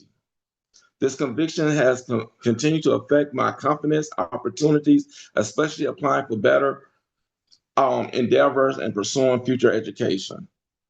Although this was my only conviction, I still carry the burden of the mistake every day. I'm asking for a part not to erase the past, but to continue moving forward without this feeling limiting opportunity that I have worked hard to earn. I respectfully ask the board to consider growth, rehabilitation, and stability I have demonstrated over the past 2 decades, and I'm proud of the person I have become, remain committed to living responsibility, contributing positively to society. Thank you for your time and consideration and opportunity to be heard. Thank you, Mr. Wade. Thank You you. mentioned since the time of your conviction, being a law-abiding citizen. I have a few questions. It looks Sure. like there was an arrest and conviction in 2015 for failure to support. Could you describe that for me? I can tell you exactly what that was. I was actually it was in 2020. I was arrested in 2020 for failure to support by Milwaukee County Sheriff. At this time, I was already married to my wife, and I was never late for child support before, so I was very confused. The failure to support charge was dismissed, but I received a traffic citation from that arrest. Okay, and then a 2003 arrest for receiving stolen property. Basically, that what it was. It was my brother's car. He had some stolen plates on it, which I did not know that it was on there. So you were driving that car and not aware that the plates had been stolen, Yes. and you were convicted of that? Yes, because I was in the car. So Okay, then I see it looks like there are a couple outstanding tax warrant cases from 2021 and 22. I didn't know nothing about that. So the 2021 case looks like unsatisfied delinquent tax warrant for $2,000, a bit more, and then the same in 2022. I don't know nothing about that. I just rectified some tax stuff that was affecting my life. From 2010, when I was cleaning carpet for Crispy Clean Carpet Cleaners, what's the name of the company? Ogden. I had cleaned some carpet for them, and they said that I had got a check for $90,000, which was only $900. But since then, I have got that rectified. Okay. Are there other questions from the board? Reverend Hancock. Mr. Wade, the district attorney in Milwaukee reviewed your application for a pardon and supports you getting a pardon. Okay. How does that make you feel? It makes me feel great. Seems like I'm doing something right. You know, like I said, I haven't been in no type of trouble, nothing like that. I became an entrepreneur and everything, and I have not been in no type of trouble, and it's been affecting me for over 25 years. So almost 2 decades. So, yeah. Thank you. Thank you.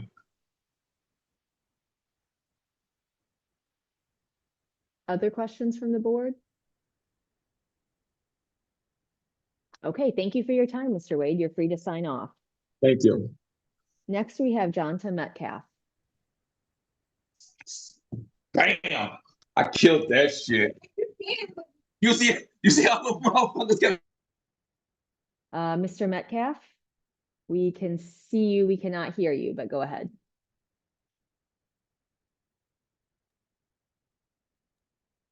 Can you hear me now? All right. Good morning. First of all, I just want to thank everybody for allowing me to be heard today. My name is Johnson Metcalf. I'm seeking pardon for um a few cases. In 1993, I was convicted of first degree sexual assault of a child. An incident that happened prior to that, coming from an environment where, we were exposed to that. I know that you guys probably have questions for me, but I'm just going to continue with the cases. And then also a case in 1997, possession with intent to deliver, and 2004, possession of a firearm by a felon, and 2007, issue of a worthless check. Coming from just the life that I was involved in, what I mean, the things that I was exposed to as a child. I was also myself a victim of sexual assault. The family that I was in, there was a lot of, sexual activity that was going around that was inappropriate for a child. And being in foster care, I guess, what I mean, I was just a young man that was just trying to figure out his place in life, what I mean, and just trying to figure me out. Made a lot of silly mistakes that I take full accountability for. Um, yeah,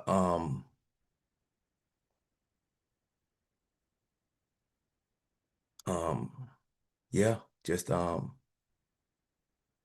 yeah, that I take full accountability for my actions, what I mean, and I'm just, I'm just seeking a pardon for this because, what I mean, I'm not the same individual that I was, what I mean, back then, what I mean, and since then, what I mean, like God has done a lot in my life as far as like, what I mean, bringing me into the church, what I mean, and just, what I mean, being in His Word, just, what I mean, just allowed me to really take a look at myself and just understand that, what I mean, my past doesn't dictate my future, what I mean, and it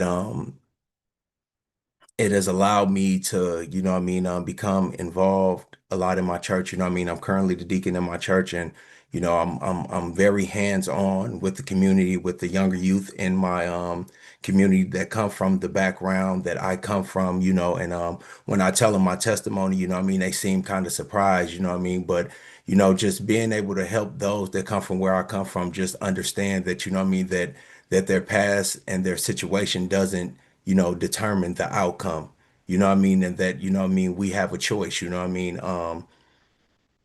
Yeah, just, that's like really where I'm at, what I mean, and I don't know if you guys want to ask me some questions, and I know the questions that you ask me will open up to other things, what I mean, so like I'm going to kind of like leave it there, but that's what I'm seeking pardon from those crimes and those cases. Thank you, Mr. Metcalf. Questions from the board?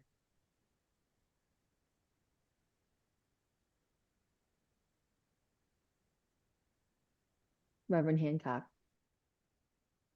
The district attorney in Milwaukee County who reviewed your case supports you getting a pardon. How does that make you feel? It makes me feel good, what I mean. It gives me hope, what I mean. And I'm grateful, and I'm quite grateful for that. I'm quite grateful for that. Good. Thank you.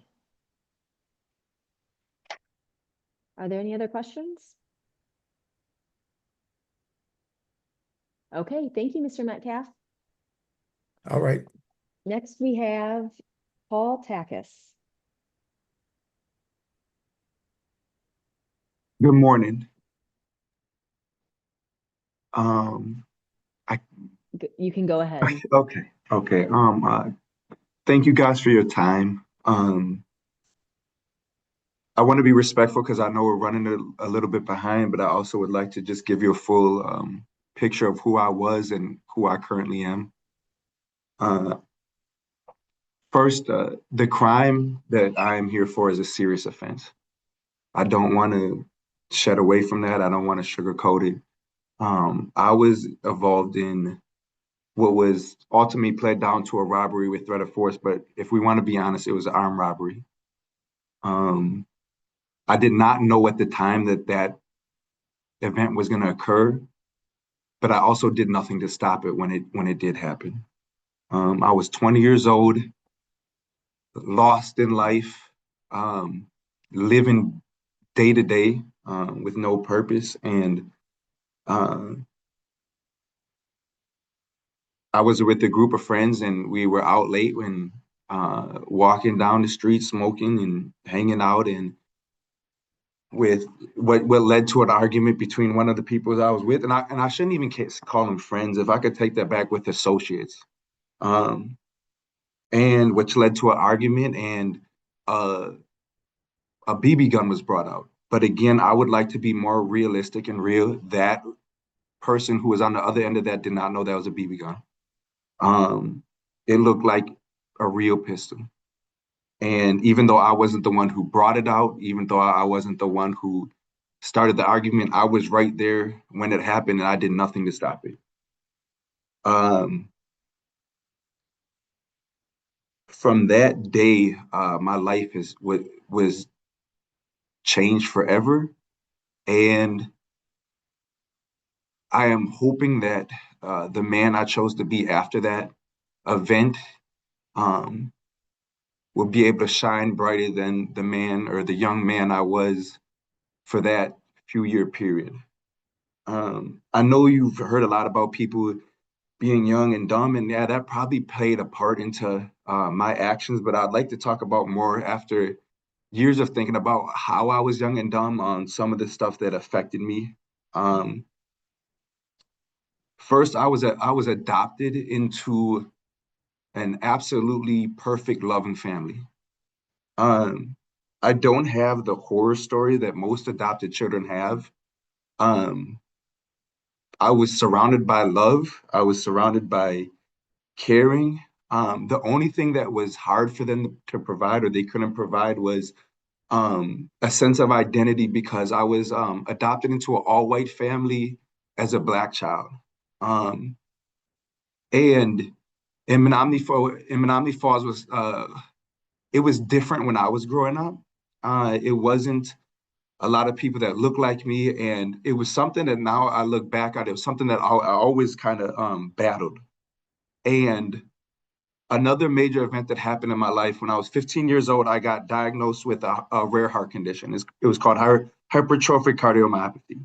And that condition forced me to be, I was a 4-star athlete. I was always playing games. My friend group was surrounded by people that had common interests. And after me collapsing on the basketball court, that all changed. And with that void in my life, being around 15, 16 years old, trying to steal, as everyone is trying to do it, that they discover themselves, I turned to the wrong crowd. I don't want to make excuses for that. I just want to be honest on where I saw my life changing. Soon after that, I got put out of school. I went to an alternative school, and I just never got back on track.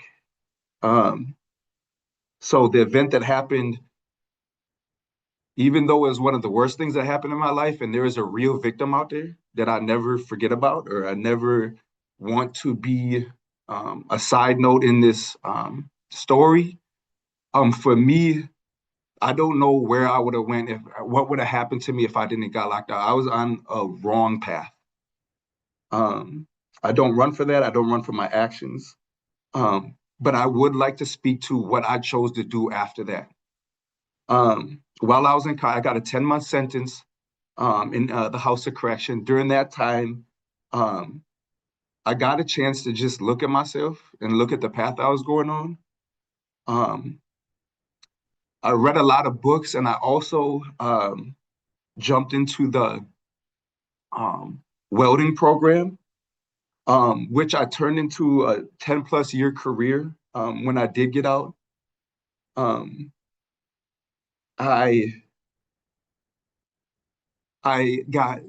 After I got released, it took me time to get adjusted, but I knew I had to change my life.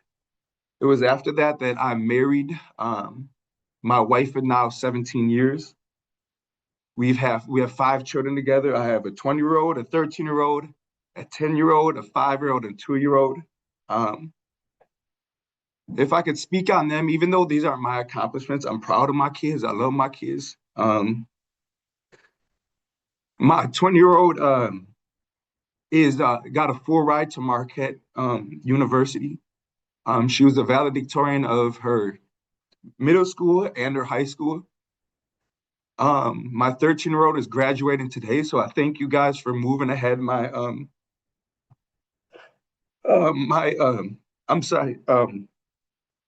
for moving ahead. I was supposed to be on the 10 to 11:30 thing, so I appreciate you guys, because as much as this is important to me, like I would have missed this to get to her 8th grade graduation. My 10-year-old has the highest GPA at her school with a 3.7. And my 5 and 2-year-olds are my firecrackers. So my kids are a representation of me and my efforts. About 12 years ago, I was able to get out of the welding field through some of the work I was doing in the community. I have always had I always wanted to give back. I know that I just felt like a lost child most of my life.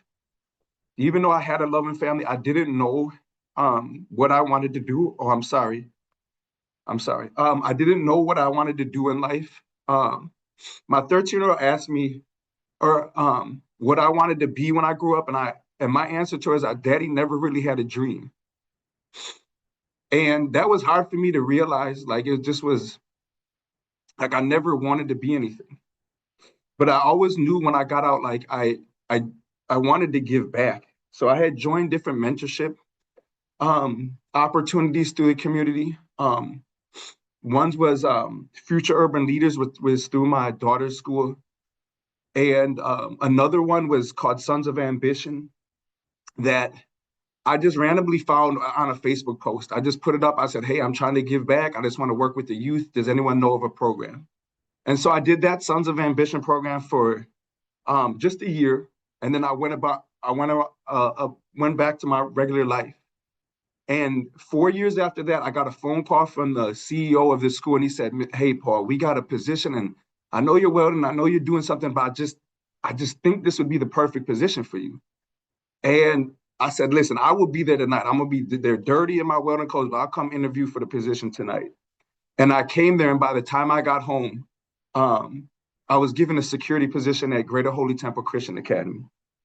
I've been there going on 13 years now. And for the last going on 4 years, I've served as the Dean of Students. It is something that I'm blessed to feel like I don't even have a job.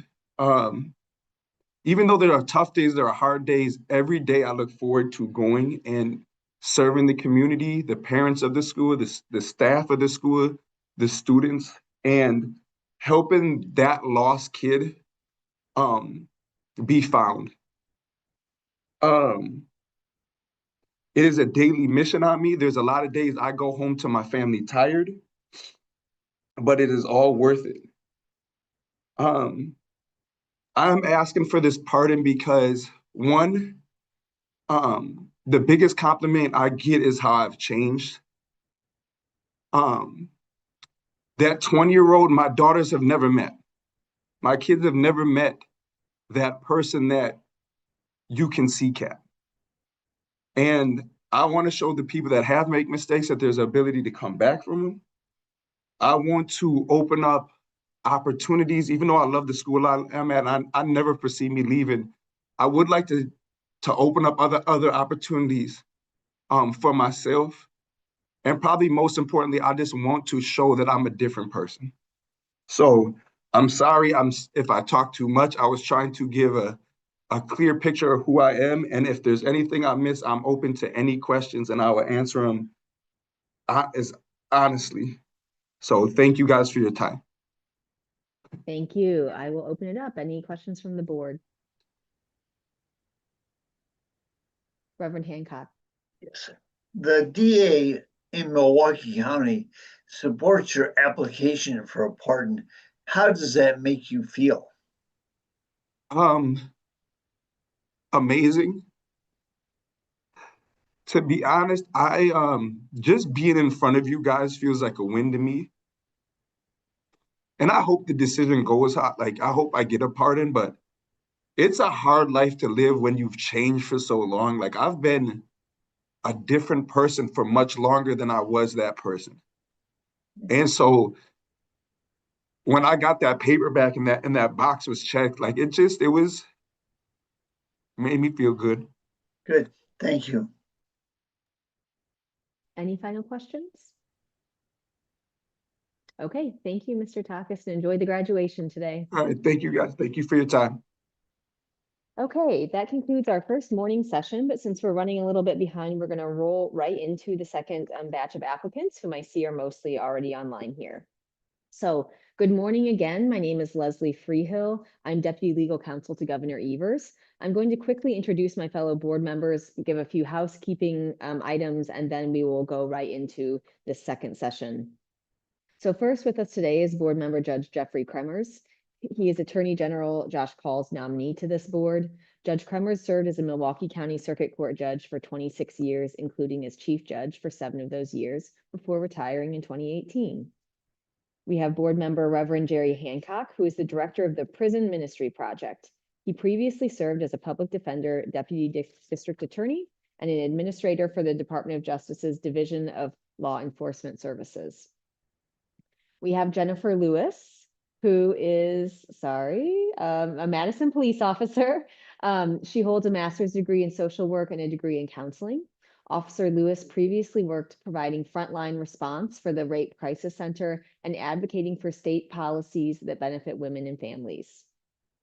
Next, we have Eric Libertor, who is the incoming Assistant Director of Student Success and incoming Assistant Student Teaching Professor at Marquette University Law School. He previously served as a supervising attorney at Disability Rights Wisconsin, where he focused on public benefits eligibility, and in the governor's office. We have next board member Myrna Warrington. Oh, we actually don't have, oh, you're still here. Okay, I know you're only available for the morning sessions, Myrna. So Myrna is the Director of Vocational Rehabilitation on the Menominee Indian Reservation. She's a U.S. Army veteran and has been a member of the Menominee Tribal Legislature for over 15 years. And finally, we have Nadia Perez Reyes, who is the Deputy Secretary for the Department of Children and Families. She previously worked as a state public defender and as an attorney for Legal Action Wisconsin. All of our board members are here today not representing their organizations or agencies, but instead only in their personal capacity. With that, here are the housekeeping tips. Please keep in mind first that this hearing is being live streamed on YouTube. Please mute yourself and keep your video off until it is your turn so that we can focus on the person presenting. If you run into IT issues, don't worry. Someone from our staff will give you a call and the board will go to the next person, but come back to you once those IT issues are resolved. Otherwise, we're going to call people up in the order listed on the open meetings notice. Each applicant will have a few minutes, less than 5, to share their story. With about 3 minutes of that up front, you sharing your story and then saving the remainder of the time for the board's questions. As a reminder, the things to address in your statement are a brief summary of your offense and how your sentence went, a brief summary of what you've done since the completion of your sentence, which includes community involvement and service, employment, where you're at now, and how your life is different than at the time of your offense. And finally, a brief statement about why you think you should receive a pardon. The board may or may not ask you questions about your application, but please do not read too much into that, as we've already spent a lot of time on your materials before today. If we do have questions, we'd like to have time to ask those of you. So just as a reminder to please keep your statement brief if possible. Once the board is done with questions, you're welcome to sign off and leave the Zoom hearing. Once everyone is heard, we are going to go into closed session to decide whether to recommend your pardon application to the governor. You'll need majority support of the board members present here today in order for your application to be forwarded to the governor, who will make the final decision on whether or not to grant your pardon.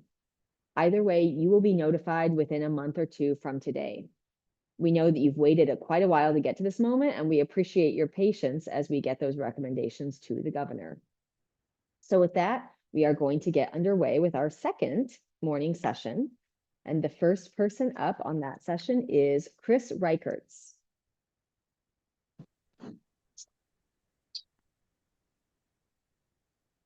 Good evening, everybody. I'll make Welcome. it short. Go ahead. Okay, just so you know that I am in Kenya, Africa, and the Wi-Fi here is not very well because the power always goes out. The first question, my sentence was in August 9th, 1995 for insurance fraud, theft by fraud. I had 2 years probation, and then I had community service, which I served, and I paid all the restitution back in time. And I believe there was no other cases after that. And a brief summary of what I've done since that was I was married, I had 3 children, been with my wife for over 18 years. And I worked at a large company. It started industrial sales. And I completed that at the age of 51, and I retired from that. And now what I do now is I do full-time missionary work in Africa, and I'm usually here 4 to 5 months out of the year. And I got the email from this presentation in May, and I was already in Kenya by April. So I just kind of got the email and wrote down the 3 questions quickly. Why I feel I should receive the pardon. I feel I did great community service. I'm a board member at my church. I'm a believer. I don't know if that matters or not, but I'm in Kenya 4 to 5 months out of the year, and I feel that I serve a lot of people.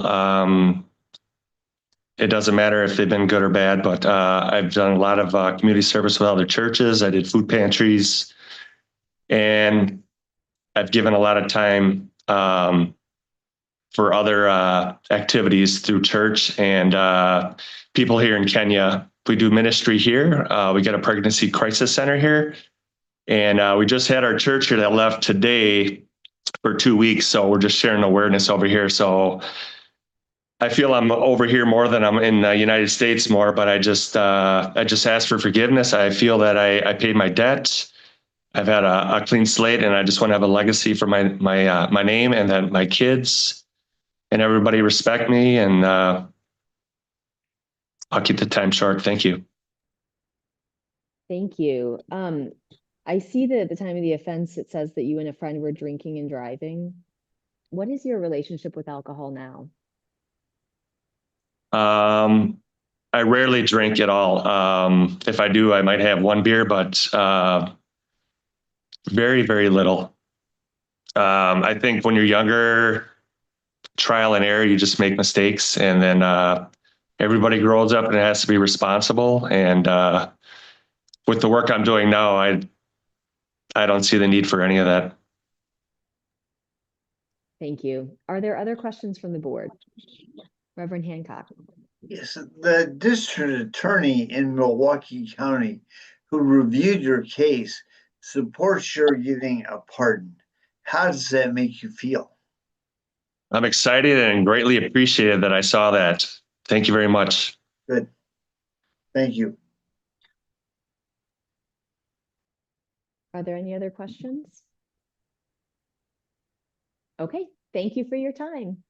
You are All free right, to Carrie sign off. Busana. Bye. Take care.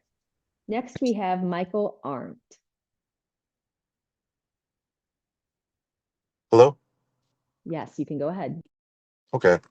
The charges that I'm seeking a pardon for are from 2011, manufacture, deliver THC. Basically, I was growing cannabis at my apartment. And then also another case in 2014 in Dodge County for possession with intent of THC and felon in possession of firearm. I served 2 years probation for the case in 2011, and then I did 6 months of Huber and then 4 years probation for the second offense, and I successfully completed both of those sentences. Since completing the sentences, I've been a major part of the jazz scene in Milwaukee. I'm a saxophonist. I'm actually performing tonight in Bayview, Wisconsin for the Bayview Jazz Fest. I'm also part of a 12-piece Latin jazz band. We're performing Saturday at Nashville North on Brady Street. I also attend all the jam sessions. And then in addition to my saxophone gigs, I do DoorDash, Amazon Flex, and Uber Eats. And I respectfully request a pardon for my sentences, for my crimes that I committed, because it's been some time now and I've successfully completed them. And yeah, if you guys have any questions, let me know. Okay, questions from the board. Judge Kremers. So you may have heard this if you were watching the earlier session, but if not, letters of support are strongly encouraged and recommended with the application. You didn't submit any. Can I ask you why not? Um, I I don't really tell people about my criminal history, and I kind of just want to keep it private. So that's the main reason. Okay, this is as much for you as for anybody else listening to this. They give us, those kinds of letters give us good insight into the kind of person that someone has become as opposed to who they were when they committed the offense. So they are very helpful. My next question relates to an incident in 2014 where there was a restraining order placed against you. Can you tell us about that? Yeah, it just got in an argument with my ex-girlfriend, and she placed a restraining order on me. Okay, and how about in Jefferson County in 2014, you were charged with felony escape and obstructing an officer, but you were only convicted of obstructing an officer. What was that situation about? That was for the same situation. They were coming to uh, arrest me, and then I got scared and ran, Okay. and then I turned myself in a few days later. All right. And can you tell me why you had the firearms in the 2014 felony charge? What was that? What was that about? Why'd you have those? Um, just for, home defense and for target practice, I guess. You knew you weren't supposed to have a firearm though, right? Correct. Okay, thank you. Thank you. Are there any other questions from the board? I have one. Go ahead, Myrna. So reading, Mr. Arndt, reading your application and just what Judge Kremers was talking about as far as having a firearm as a felon, it sounded like you didn't think that was a big deal. Don't you think that was important or against the law? Yeah, I definitely agree. It's against the law, and I shouldn't have done that. Thank you. Okay, any further questions? Okay, thank you for your time, Mr. Arndt. Thank you. Next, we have David J. Humbroft.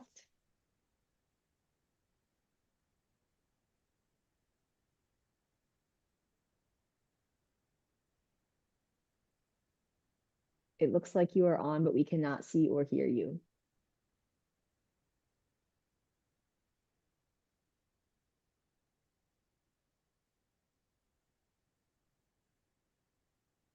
you hear me now?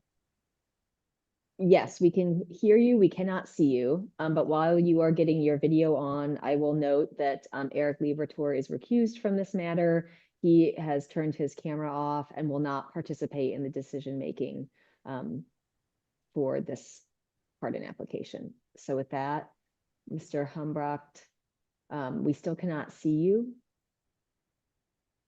but you can go ahead. Okay.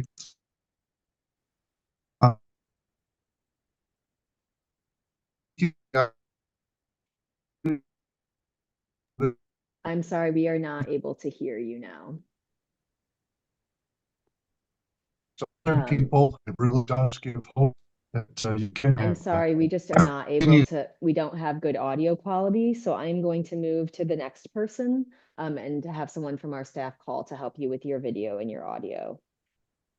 So we will come back to you as soon as that's resolved. Next, we have Alexandria Tidwell.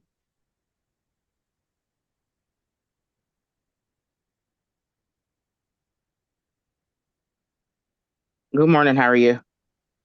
Good morning, doing well. We are not able to see you. It says I can't. There you go. Okay, go ahead. All right. Good morning. How are you all? Am I doing all right? Okay. Good morning. My name is Alexandria Tidwell. I'm a mother of three, a daughter, a aunt, a sister, and a mentor of our youth in the community in Milwaukee, Wisconsin. I know the things that I've done, which were convictions for retail theft and obtaining a prescription by fraud, were not the best decisions in the world to make when I was younger. At that time, I was going through many different changes, like losing my grandmother, who was the biggest help in my life. I do want to take out the time to apologize for my choices in life, from retail theft to worthless checks and obtaining a prescription by fraud. I know it wasn't the right decision in life, but I most definitely learned from it, and I'm becoming a better me. I've done many things in life I'm not proud of: getting into trouble with the law, from retail theft, obtaining a prescription by fraud, worthless checks, and driving tickets without having license at that time. Just not wanting to obey authority.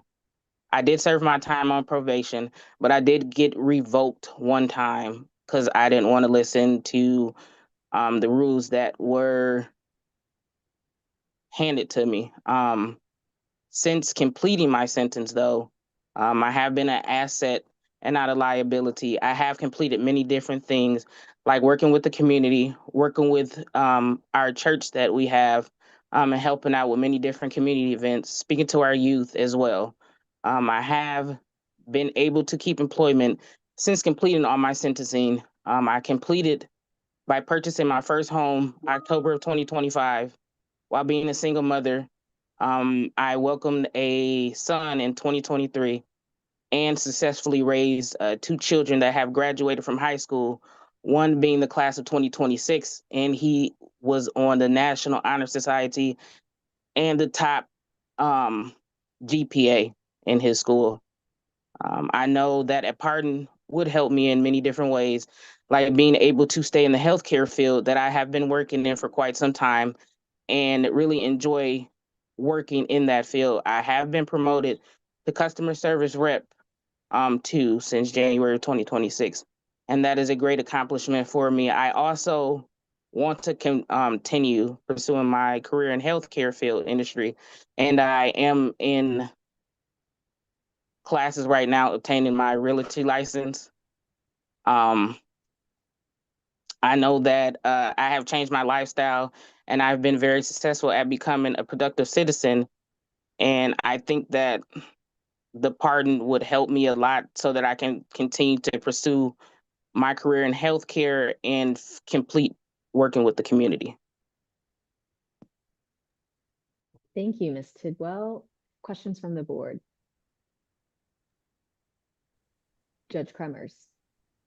Good morning, Mr. Tidwell. I have several questions here. It looks like in 2016, you got arrested for vandalism and got a citation. Is that correct? Yes, sir. What was that about? I got into an altercation with someone at a store. He kind of said some racial slurs and was calling me out my name, and I retaliated in the wrong way that I shouldn't have retaliated in. What do you mean? What did you do? I actually shot a bottle and it cracked the window. Okay. And then in 2024, were you arrested for a misdemeanor battery that was ultimately dismissed, but were you arrested for that? I was arrested in 2024. What was going on there? It was a situation that someone came to my house and they started trouble. They're the one who called the police, and I was the one that got arrested for nothing. I made, all I can say is I made the wrong decision of having that person around me. This someone you were in a relationship with? Or had been? Yes, sir. Okay. And then in 2015, a couple of years after this felony, you got convicted of retail theft? Yes, sir. Were you on probation at the time? Yes, I was. And was that what resulted in your being revoked? Or why were you revoked? I was revoked on my very first case from repeating the same offense over. Oh, you mean the misdemeanor you had a misdemeanor probation revoked? Yes, sir. Okay, but this felony that you got the attempt to obtain controlled substance by fraud, you got 18 months probation. You weren't Yes, sir. revoked on that probation, No, sir. even though you did get the retail theft conviction. Yes. So I had to do community service work So they and gave do a little. Go ahead, sorry. Oh, I'm sorry. Yeah, I had to do community service work, and that was it. I completed everything, and after that, I stayed clear the best of my ability to stay out of trouble. Okay, thank you. No problem. Reverend Hancock? Yes. The judge in Milwaukee County who reviewed your application for a pardon supports your getting a pardon. How does that make you feel? Oh, that makes me feel great. It makes me ecstatic.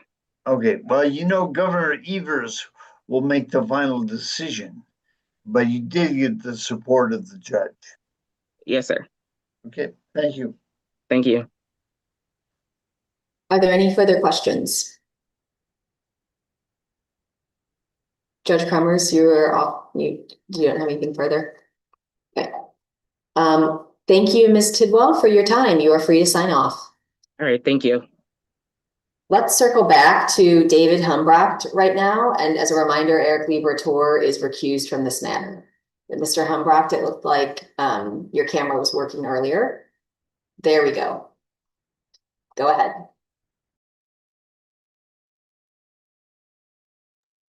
Okay, actually, we can't hear you.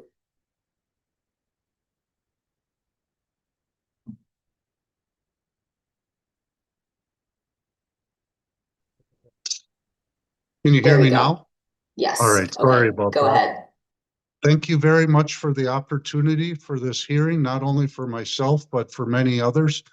It does really give hope that you can get a second chance. My offense was approximately 30 years ago on February 9th of 97, knowingly fleeing an officer. An explanation, but not excuse.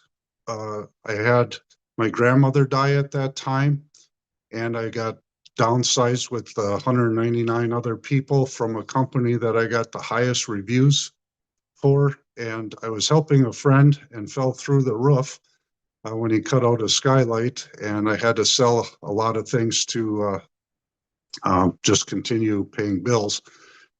And then my neighbor asked me to give her a ride, and I should have said no. I did not sleep for a day and a half, and I totally regret not saying no that day. But during my sentence, I paid the fine. I lost my driver's license for 6 months and spent 30 days in jail. I had 4 people try to pick a fight. I refused to make any more bad decisions. I had 3 years of probation, and I was able to get off half of that for good behavior. And also in jail, I studied a lot to just learn and go and make the best of everything. And 9 of the 23 people in my pod also studied with me. My community involvement since then, I'm a jail minister. I've worked with men locked down with the Turning Point Living Free program, juvenile youth, and now I currently do one-on-one. 8 months out of the year, I do a meal and a study group every Friday night to try to encourage people how to deal with stressful things in life, all the things I've learned to overcome myself. We started a Love Your City program. There was 10 women who got raped, and 1 in 20 houses got vandalized. So I started a program called Love Your City and worked with the government and 8 other churches and some nonprofits to go into the 3 toughest neighborhoods to try to clean them up. During this time, the jail was going to be expanded, and we were able to pull inmates out 24 hours and get 1 day off of their sentence so that they did not have to expand the jail.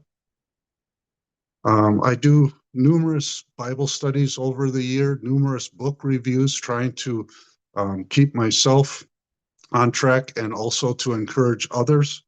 I've been asked twice to speak at Hope Community Church, and on this Father's Day, June 21st, I'm asked to speak at Salem United Church of Christ. I've been married for 28 years. I've had 2 twins, medically fragile, that are now deceased. I have 2 stepchildren with 15 grandbabies, and I've had a lot of time to realize the benefits of good thoughts. I eat good, healthy diet, the Yucca app, exercise. I'm firm believer of being prepared unto a good work. I like to plan things out. And probably the greatest thing I've learned in all this is to be thankful in all times. With my employment, I started in the special needs department and developmentally disabled and mentally ill. I was an instructor at the rehab center of Sheboygan. And then because my son had so many surgeries, 30 of them in 6 years, it was hard to always be there for him. So I started self-employment, and I successfully built a real estate and a pest control business, which now I sold the pest control last year, and I'm selling off the real estate. Why do I want the pardon? Well, it's not how you start life, but how you finish the race in life. And with Love Your City, it was doing so good. 4 years, we had it going strong. And then there was a board of the neighborhood associations. The city wanted to start 75 neighborhoods, and there has 2 pastors on the board.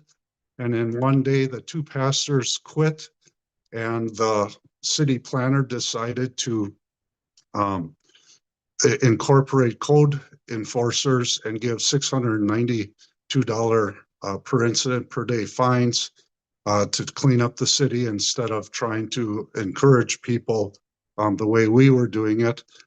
And the 5th year, which never happened, I really thought it would have been awesome. We were going to do Love Your City by loving your neighbor.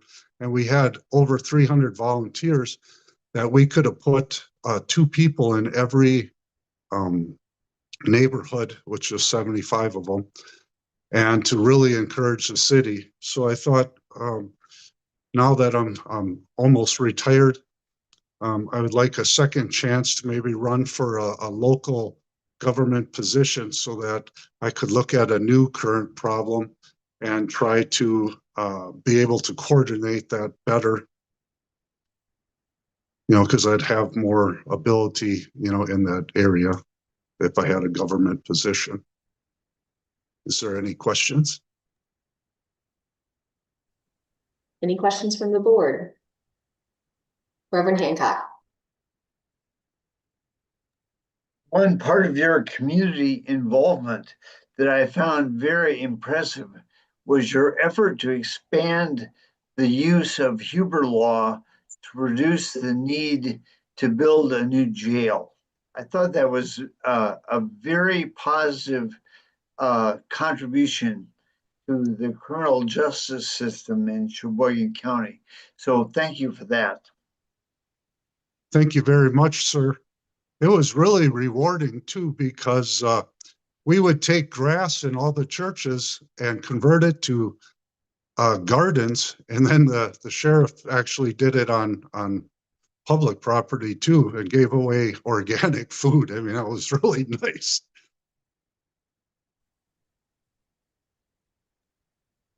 Judge Kremers. I would like to talk about the crime that you committed here. You didn't really talk about it. You just said that your neighbor asked you to give her a ride and you should have said no, according to you, but you did anyway. So, but then what happened? I mean, so what happened talk to me about fleeing from the officers at 100 miles an hour. Right. Oh, it's amazing how one decision leads into another. So I was getting tired. I pulled over. The car pulled up really close to my bumper, and I got nervous, so I took off. I never seen them get out of the car. The lady, my neighbor, was sleeping, leaning against the window. Then as I driving away, she wakes up, and then she's starting to argue and what's going on. And, I was trying to calm her down. And then I saw another car, which was a police officer, which was not an unmarked one, but a regular one. And it was coming at me, so I dodged it. And then I ended up on the on-ramp to 43. And when I was going so fast, I was so nervous and stressed out. I'm like, I just got to pull over. I just got to explain to everyone this is all a big mistake. And I pulled over, and yeah, it was one bad decision led to another. And that's why I'm a very strong advocate of balanced living nowadays. I sleep like 9 hours a day. Not sleeping a day and a half, you're very lethargic. You don't respond very quick. And I eat very healthy and exercise. All right. Thank you. Yes, thank you, sir. Are there any final questions? Okay, thank you for your time. You're free to sign off. Thank you. Next, we have Jacqueline Rodriguez.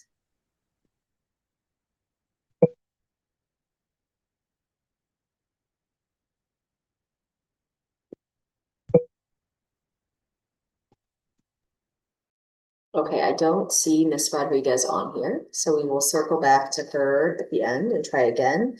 We will move to Flynn Wooler. All right.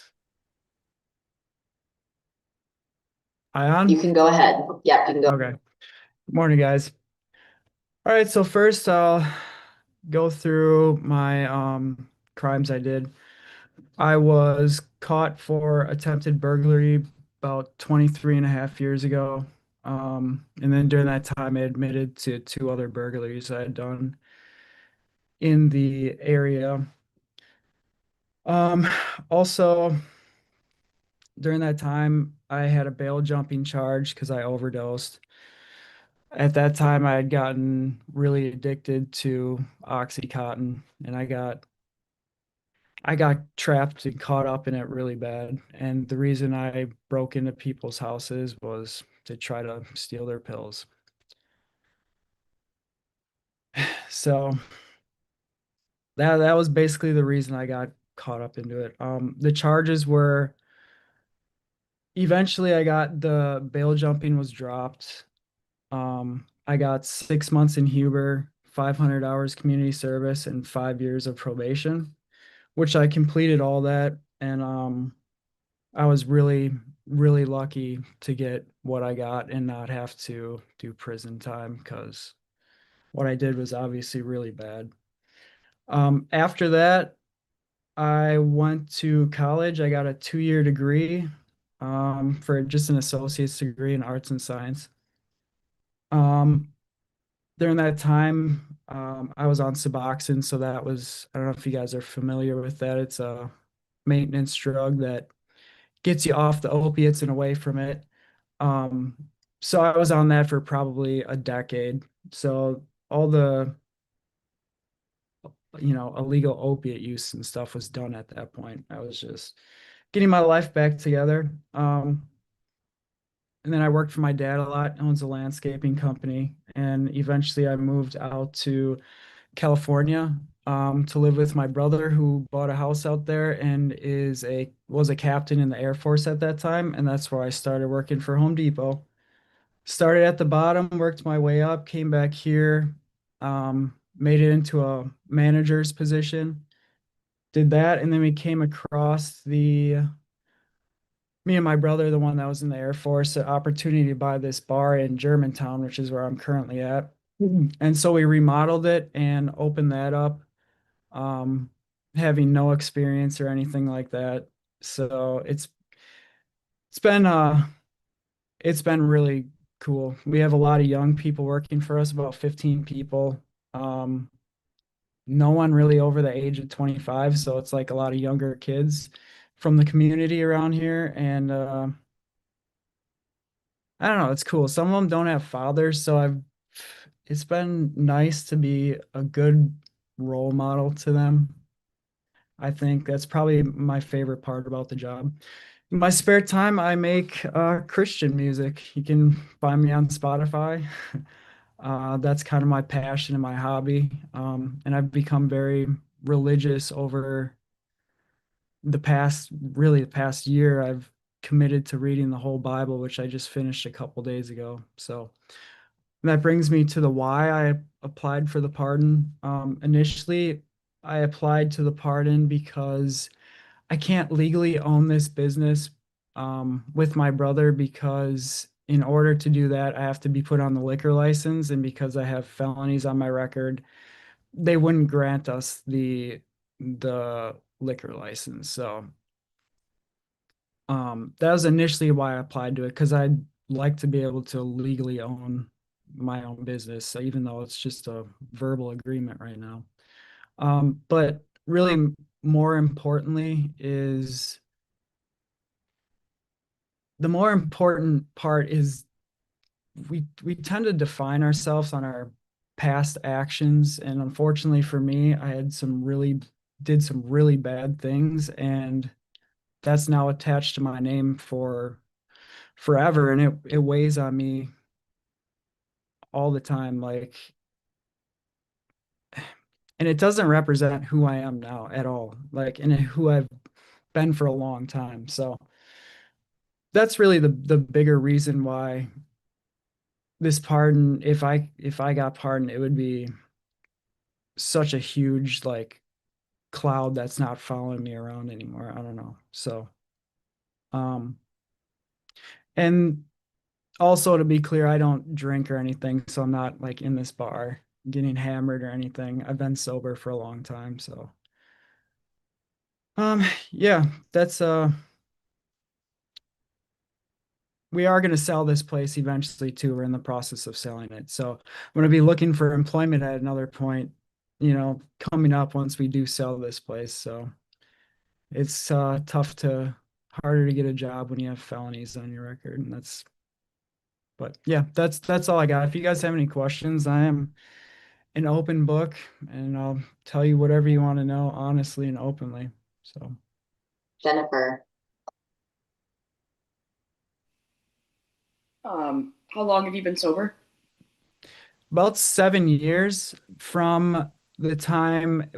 I didn't count the Suboxone as being sober, because I don't consider that being sober really, because you're still on a maintenance drug. So 7 years from the opiates, and then I stopped. I was never a drinking guy, but I stopped alcohol completely about a year ago, and I actually don't even drink caffeine anymore because I get really bad anxiety, and any type of alcohol, even if it's a small amount, the next day I feel so anxious. Or even caffeine is just, yeah, I just can't. Sure. I can't really put anything in my body. It's just not good. And my whole point in living now is to feel as good as possible, being sober and just living naturally, really, and healthy. Good. Well, congratulations on being sober Thank for you. that many years. So you do the music as a hobby? Yep. Yep. Any other hobbies that you have?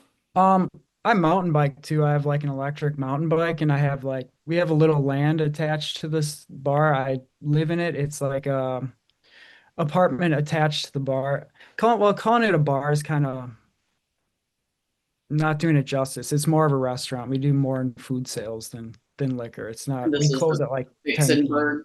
Yep. Vixenberg Tavern. Okay. Yep. Yep. So I got like mountain bike trails here and stuff, but mainly, yeah, I've been making music for a long time. I used to sell beats for a long time. Now I'm making the whole songs, vocals, singing, all that, and putting that out there just for fun. What about firearms? Is that a hobby for you? No, I don't have any firearms. No. Okay. Do you, let's see. You don't hunt or anything? I do hunt, but with a crossbow. Okay. Yeah. Do you have land in Wapaka, or do you go to Wapaka? Yep. Yeah, that's my parents' place. Okay. So why did I watch a YouTube video from 4 years ago of you shooting a firearm in Wapaka? Me? No, there's no video of me. It's probably my brother. I have two other brothers. Okay. No, but yeah, no, I don't shoot any firearms, and I definitely wouldn't video it, being a felon. So no, that's my brothers do though. Yeah, when we go up there, they do shoot guns for sure. So, but no, not me. Okay. Are there other questions?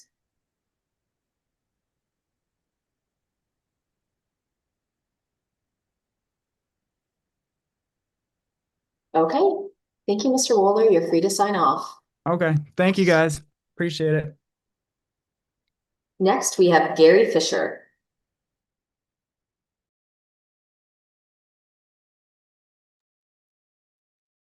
Good morning. Go ahead.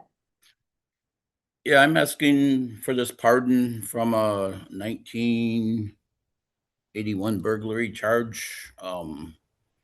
Afterwards, I had like 2 years probation. And since then, I've left the area, moved down to Illinois, got married, raised kids successfully. I've moved in 2003. I moved to Hawaii, and I've been a successful bartender. And nowadays, I'm getting ready to turn 65 next month. I'm going to be retiring pretty soon. And I do have some friends that would like me to go hunting with them, but I need to take care of this issue before I could even think about doing that. And that's about it. Life after that has been good for me, especially when the kids came along. I currently am enjoying time with my grandbabies, and that's a lot of fun. And that's about all. Okay, thank you, Mr. Fisher. Are there questions from the board? Reverend Hancock. Yeah.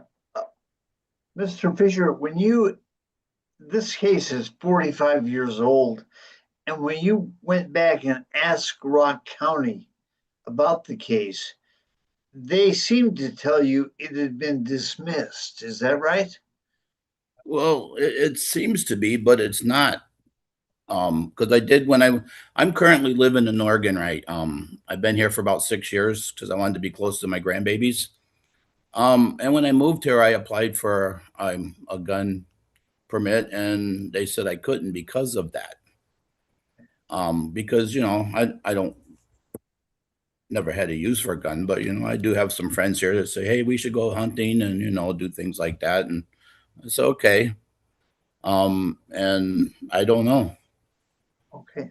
All I right. know Thanks. I know Oh, ever since I did my probation with that, and like you said, it's 45 years old. I've not been in any trouble. I stay away from bad people, and I've been good.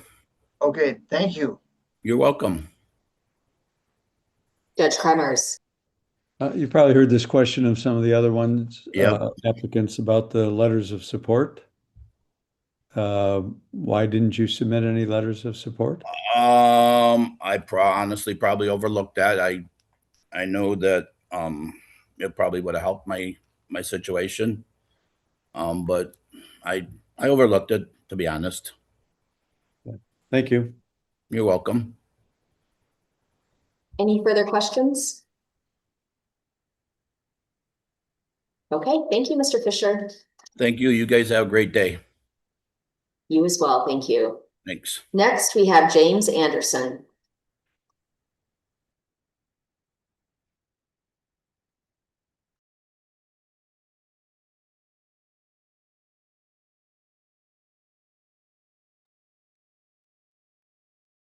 Mr. Anderson, are you present?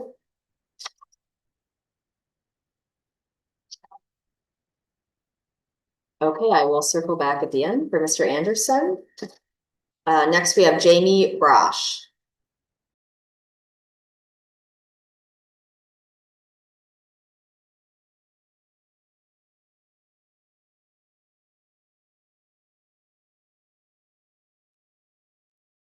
Ms. Brosh, it looks like you are on, but we cannot see or hear you. Okay.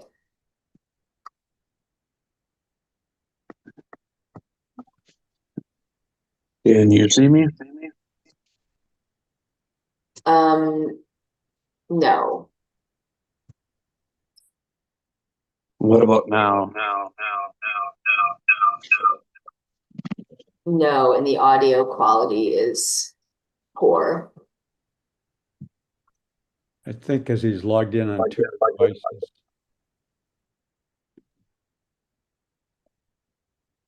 Yeah, that's a good point. There are two icons, so it looks like you're logged in two different places, which might be the audio issue, but we still cannot see you. Okay, let me. All right, let me see if I can just. All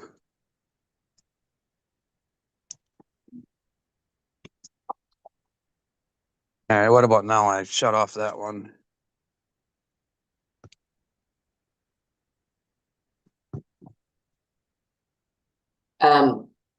We still cannot see you. Oh, there we go. Okay, you're on. Got me? Yes, thank you. You go ahead. All right, my crime happened about 27 years ago, 26 years ago, interfering with child custody case.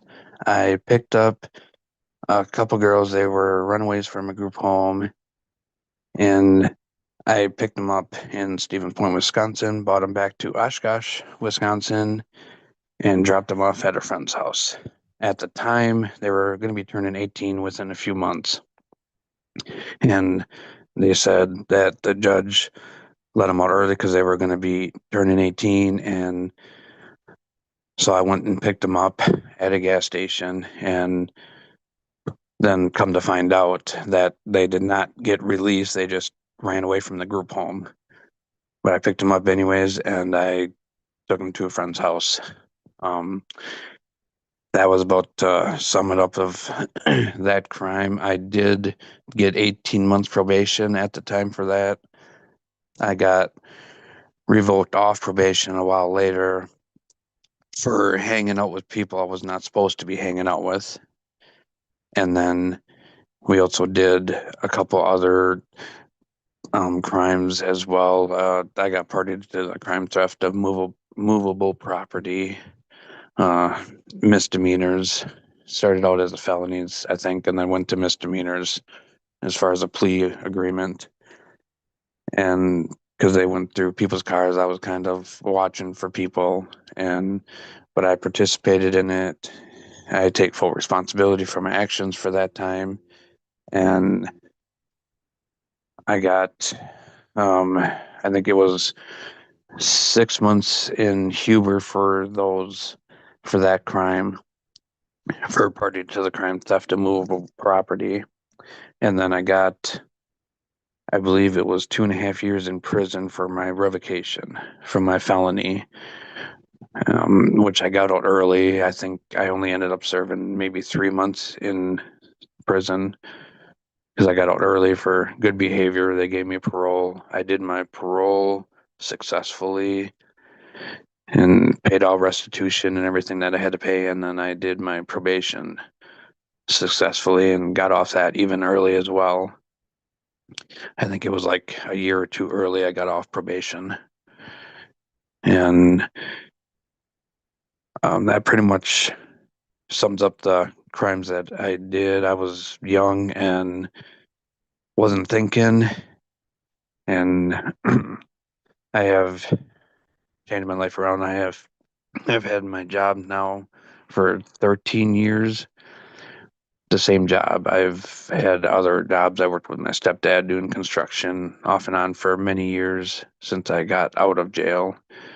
And I do have a girlfriend and kids. Kids are not biologically mine, but I consider them my own. I have been with them for most of their lives.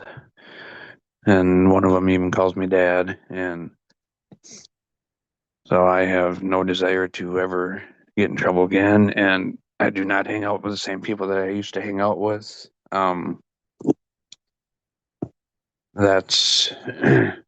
I did go to school for paralegal, but I did not graduate or get my degree in that because I could not pass math.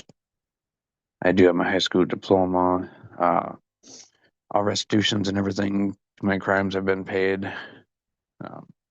I stay out of trouble.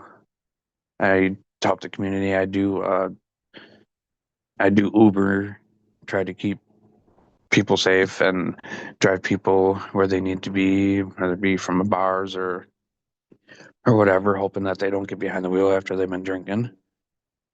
And the reason why I want this felony is because it's felony removed, this pardon, is because it's been a long time since my crimes. I don't want my kids on. I am actually just turned a grandpa now. One of our kids has just had a baby in December. And I don't want her to think of me as an ex-con or a felon or something like that. And my kids are interested in hunting. I really didn't have any desire to have a gun or possess a gun or anything like that, but it would be kind of nice to be able to enjoy that part of life with them. And that's about it as far as my crimes go and why I want my felony removed. Thank you, Mr. Brash. I'm going to ask a clarifying question. At the time that you picked up the 3 individuals, were you aware that the judge had not released them and that they were actually running away? Not when I initially went to pick them up. It wasn't until they were already in the car and we were on our way back to Oshkosh from Stevens Point. Then they said we did not get released. The judge did not release us. We ran away from the group home. I see. Okay, thank you. And then my next question is, I see a 2008 misdemeanor disorderly conduct with the domestic abuse assessment conviction. Could you explain the circumstances of that? Yes, it was with one of my ex-girlfriends. We we got into a verbal argument inside, nothing physical, and then we took it outside. I don't remember if she called the police or if somebody else did, but we took the verbal argument outside and the cops showed up. I did hit her vehicle, her car at the time, just with my fist, and because I was upset or whatever. And the cops, because I was more aggressive because of domestic, they got to take somebody to jail, so that I automatically got taken to jail that night.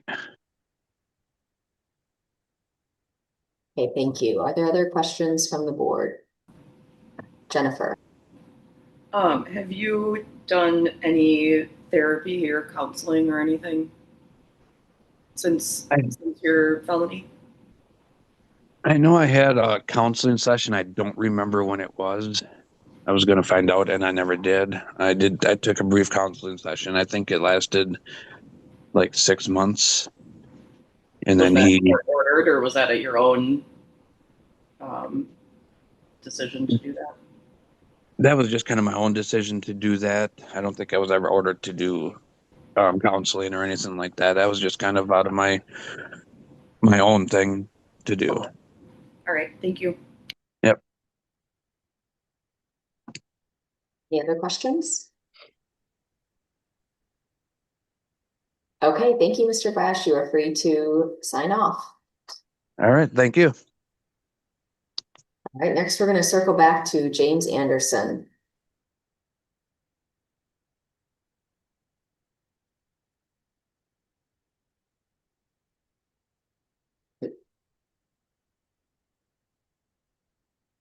Okay, Mr. Anderson, we can see you and it looks like you are unmuted, so you can go ahead.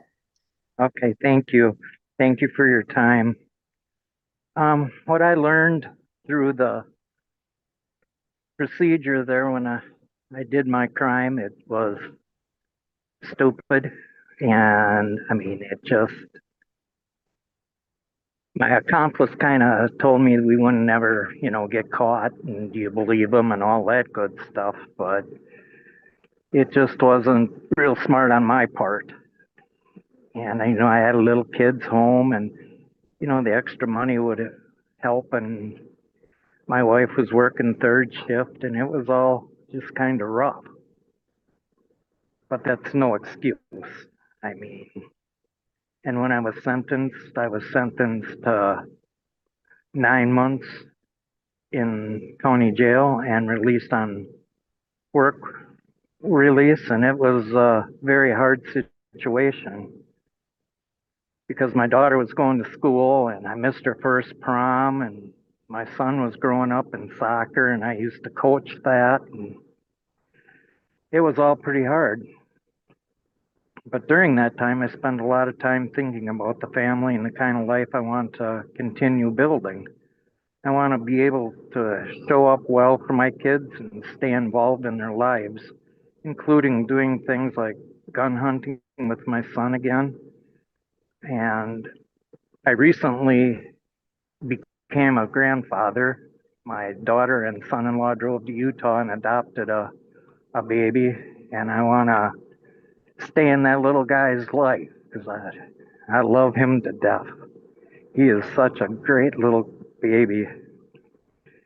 And one of the things I participate is in the Children for Christmas, where you adopt like a child for Christmas and you send them presents and stuff. It's just a small act of kindness, but it's meaningful to me because growing up, I wasn't, I was one of the kids that were laughed at in school and picked on. My dad was an alcoholic, and it just didn't go good. We didn't have a lot of money, and at the time of the crime, I was trying to avoid that. And you learn from your mistakes. That there's real consequences out there. I mean, I take responsibility for what I've done, and I want standards for my kids to follow and my grandson. I mean, I don't want to see him, be in trouble. I'm 69 and I still work for a living. I drove a truck for 35 years for Clem Tank Lines, and 3 years back, my son decided to buy some trucks, and I work for him currently. So, I try to keep busy and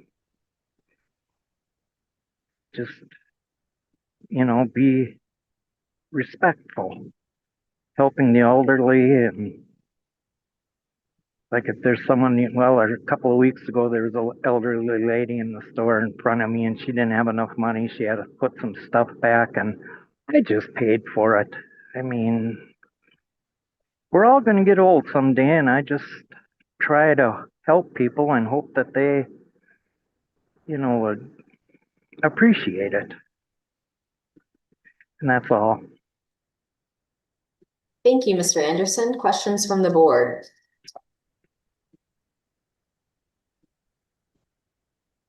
Judge Cremers. Good morning, Mr. Anderson. It looks like in 2008 and then 2018 and 19, you had a number of delinquent tax warrants. Is that correct? No. Don't know anything about that? No, sir. About a money judgment from Barron County of about $16,000. Do you know anything about that? No, sir.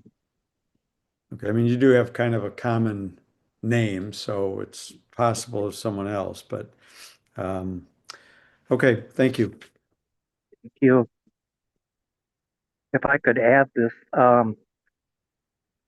they were supposed to send this stuff to my home, and they did not send it. It went to a different James Anderson in somewhere up north. And I live in Oxford, Wisconsin. Okay, thank you. Thank you. Reverend Hancock. Mr. Anderson, you said when you started that your co-defendant, Scotty, you thought you'd never get caught? Well, that was my accomplice's theory on this, and deep down, I guess I knew we would get caught. Okay, and so, but you knew what you were doing was illegal. Yeah. Okay, and the way it worked is you had access to grain elevators, and you'd go fill up your truck and go sell them to somebody else that it didn't belong to. Yes, sir. Okay, and that totaled about almost $100,000 worth of corn, right? Yes, sir. Okay. And you paid all your restitution? Yes, sir. How did you pay the restitution? Out of my wages from working. Wow. How long did that take you? 10 years. Okay. Thank you. Thank you. Okay, any final questions?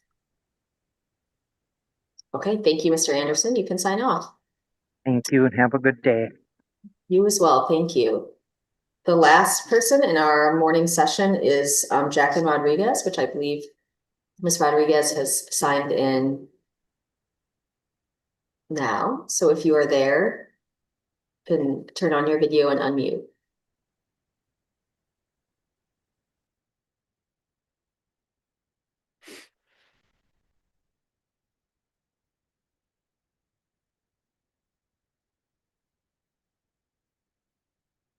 Ms. Rodriguez, are you there?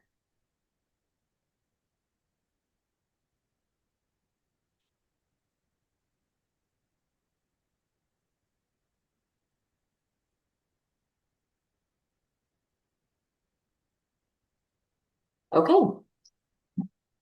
That will conclude then our morning session. We will circle back to Ms. Rodriguez in the afternoon if possible.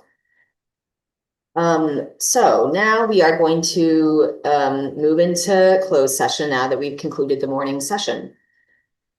We'll move into closed session pursuant to Wisconsin statute 19.851.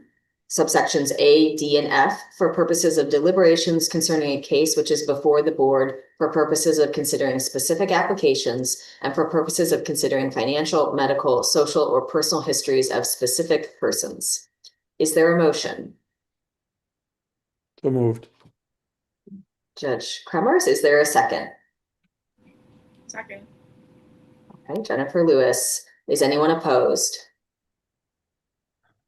Hearing none, we are therefore moved into closed session.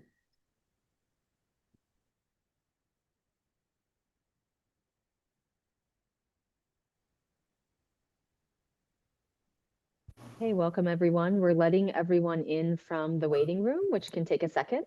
So we will get started momentarily, but in the meantime, just know that you should keep yourself muted and off camera until it is your turn to present. Okay, so you're going to keep yourself muted and you're ready to present. I can click on, right?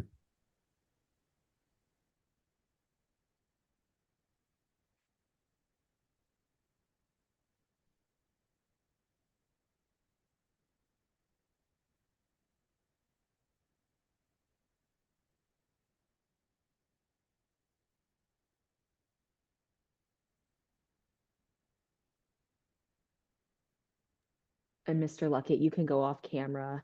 We have one candidate from the morning session who will go first, so you'll be second. Okay, good afternoon. We are live, so let's get started. Welcome to our afternoon session of the Friday, May 29th Pardon Board hearing. My name is Leslie Freehill, and I'm Deputy Legal Counsel to Governor Evers. I'm going to first introduce my fellow board members and then go over some housekeeping before we turn it over to all of you. So first with us today is board member Judge Jeffrey Kremers, who is Attorney General Call's nominee to this board. Judge Kremers served as a Milwaukee County Circuit Court judge for 26 years, including as chief judge for 7 of those years, before retiring in 2018. Next, we have board member Reverend Jerry Hancock, who is the director of the Prison Ministry Project. He previously served as a public defender, deputy district attorney, and an administrator for the Department of Justice's Division of Law Enforcement Services. Next, we have board member Eric Liberator, who is the incoming Assistant Director of Student Success and incoming Assistant Student Teaching Professor at Marquette University Law School. He previously served as a supervising attorney at Disability Rights Wisconsin, where he focused on public benefits eligibility and had worked in the governor's office as well. Next, we have board member Jennifer Lewis, who is an officer with the Madison Police Department. She holds a master's degree in social work and a degree in counseling. Officer Lewis previously worked providing frontline response for the Rape Crisis Center and advocating for state policies that benefit women and families. And finally, we have board member Nadia Perez Reyes, who is the Deputy Secretary for the Department of Children and Families. She previously worked as a state public defender and as an attorney for Legal Action of Wisconsin. I want to note that none of the board members are here representing their organizations or agencies today. All are here in their personal capacity. With that, we're going to go to a couple of housekeeping tips about how the hearing is going to run. First, please keep in mind that this hearing is being live streamed on YouTube. Please mute yourselves and keep video off until it is your turn so that we can focus on the person presenting. If you run into IT issues, please don't worry. Someone from our staff will reach out to you and the board will return to your hearing once the issues are resolved. Otherwise, we will call people up in the order listed on the open meetings notice.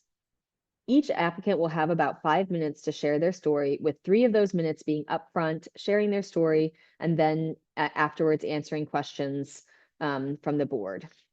In the portion that each applicant is first presenting, a reminder that there were 3 questions that we sent in advance of the hearing, which are the things we'd like you to address. First, a brief summary of your offenses and how your sentence went.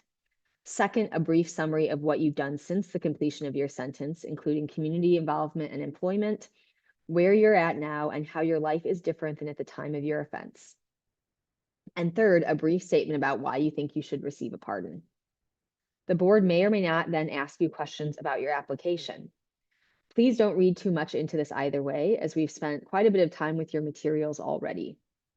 If we do have questions, however, We would like to have time to ask those of you. Once the board is done asking questions, you're welcome to sign off and leave the Zoom hearing. Once everyone is heard, the board will meet in closed session to decide whether to recommend your application to the governor. You need majority support of the board members present in order for your application to be forwarded to the governor, who will make the final decision on whether or not to grant your pardon application. Either way, you will be notified in about a month or two from today. We know that you've waited quite a while to get to this moment, and we appreciate your additional patience as we get those recommendations to the governor. So with that, we are going to get underway with our first applicant of the afternoon session. And that, in this case, is Jacqueline Rodriguez, who was on the open meetings notice as a morning session applicant and is now going to be our first one of the afternoon session instead. Ms. Rodriguez, are you present? Okay, we can see you, but are not able to hear you. I'm trying to, can you hear me now? We can. Okay, Go ahead, thank the you. floor is yours. First off, I apologize for my absence this morning. Everything just got flip-flopped. So I'm glad that and happy that you guys took me this afternoon. I'm grateful for that. Thank you. The thing is that for my pardon, I'm asking for, I was in a theft with an ex-boyfriend of mine. We worked at a factory facility and things were taken like from that factory. And my part was that he put me into a where to stand and watch. So that's basically what I ended up doing in that part in that play. And then we ended up leaving there after work. And then I had another ex-boyfriend that I knew that ended up getting rid of whatever that the guy that I was with ended up taking. Now I knew this was wrong at this point in time. And I was maybe 20 years ago, and I am so regretting on what I did. Because one, that was my livelihood, not only my livelihood, it was for my children also being a single parent. And the only reason why I had play into that was thinking of my children at that moment, being the only single parent, being the only provider of the home, not thinking of the consequences that it had afterwards. The only time that I thought about the, afterwards consequences was after it was all done and said. Now, I thought I was going to get caught? Of course, thieves always get caught, no matter if you get caught later or now or at the time.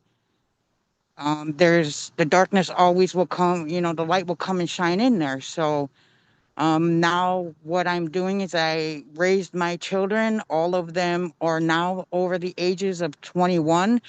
Do I regret on what I did? Of course I did, because I had my children looking up to me on that part because I was the only parent there for them.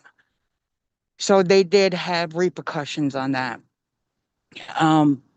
At this point in time, I am now out of Wisconsin, no longer associated with any one of the guys that was in this story with me. So I'm trying to move forward on getting my education, to further my education, not only me and my children, but to establish somewhere safe for me and my children to be and to move forward. And for them, they ended up seeing where I was at in this situation. So it kind of pushed them not to where they wanted to be into something like this. So, I mean, I get the bad and the good into this situation. So that's basically where we're at right now. Okay, thank you, Ms. Rodriguez. Questions from the board? Judge Kremers. Good afternoon, Ms. Rodriguez. Can you tell me where you're living now? I am Right now, I'm in Minnesota and I'm in a field right now because the room, excuse the background noise. I'm by an airport. So we're in Eagan, Minnesota. I don't need to know. I just wanted to know what Oh, I'm sorry. generally I what couldn't you're really living. hear. And how do you support yourself these days? I'm on SSDI and I have an autistic child that is has a SSI, and that's what we're doing right now is support our that's what we're on right now.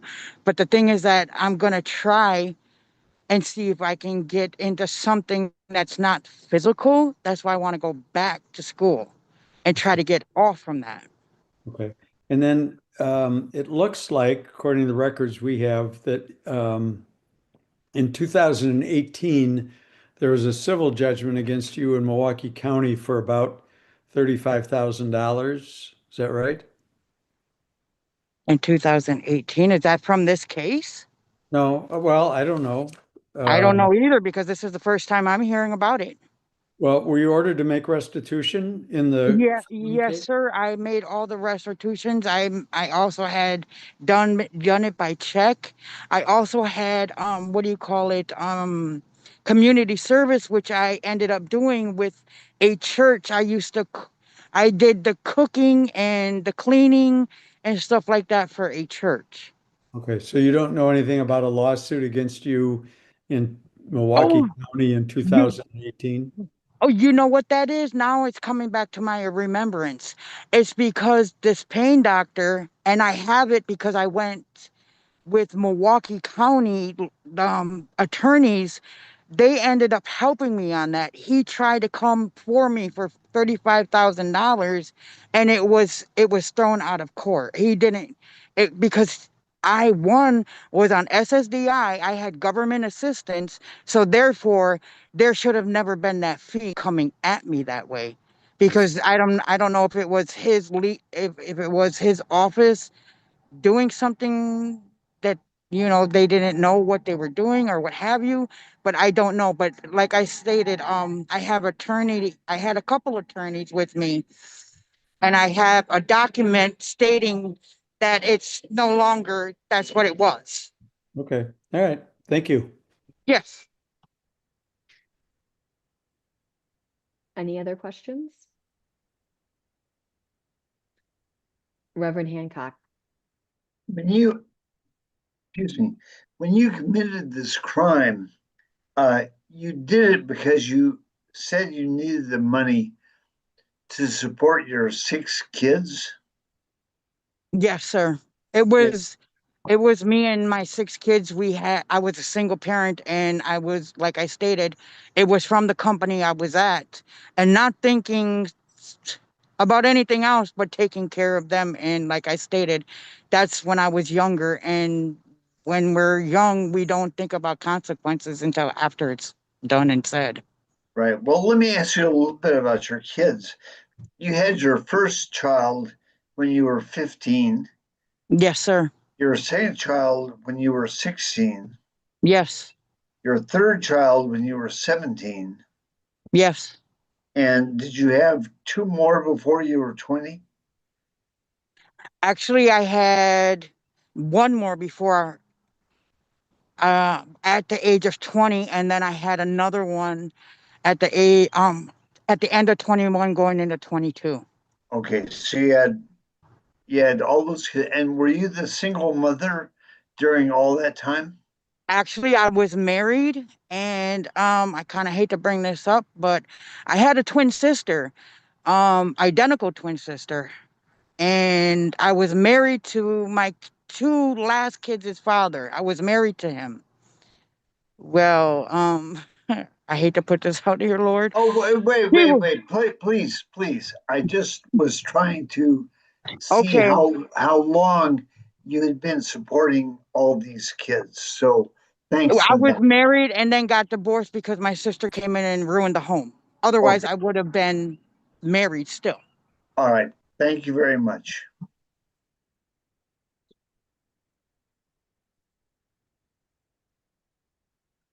Any other questions? Okay, thank you, Ms. Rodriguez. You are free to sign off. Thank you. Next, we will move to Terrell Luckett.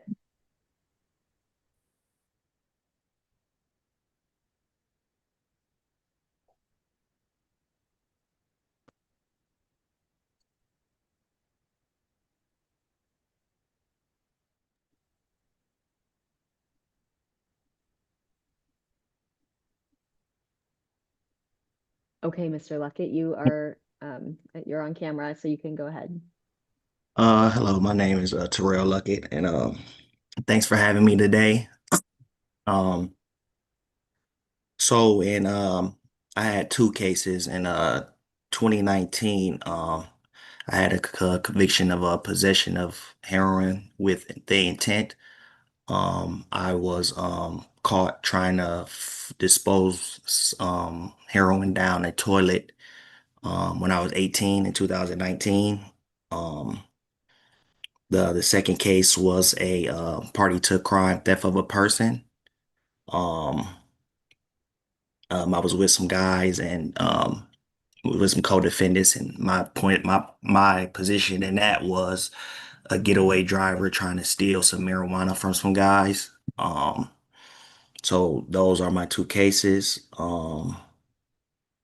I got probation for the first one, and I ended up catching the second case while on probation, which sent me to prison. I did 2.5 years incarcerated. Um, I got out in 2013.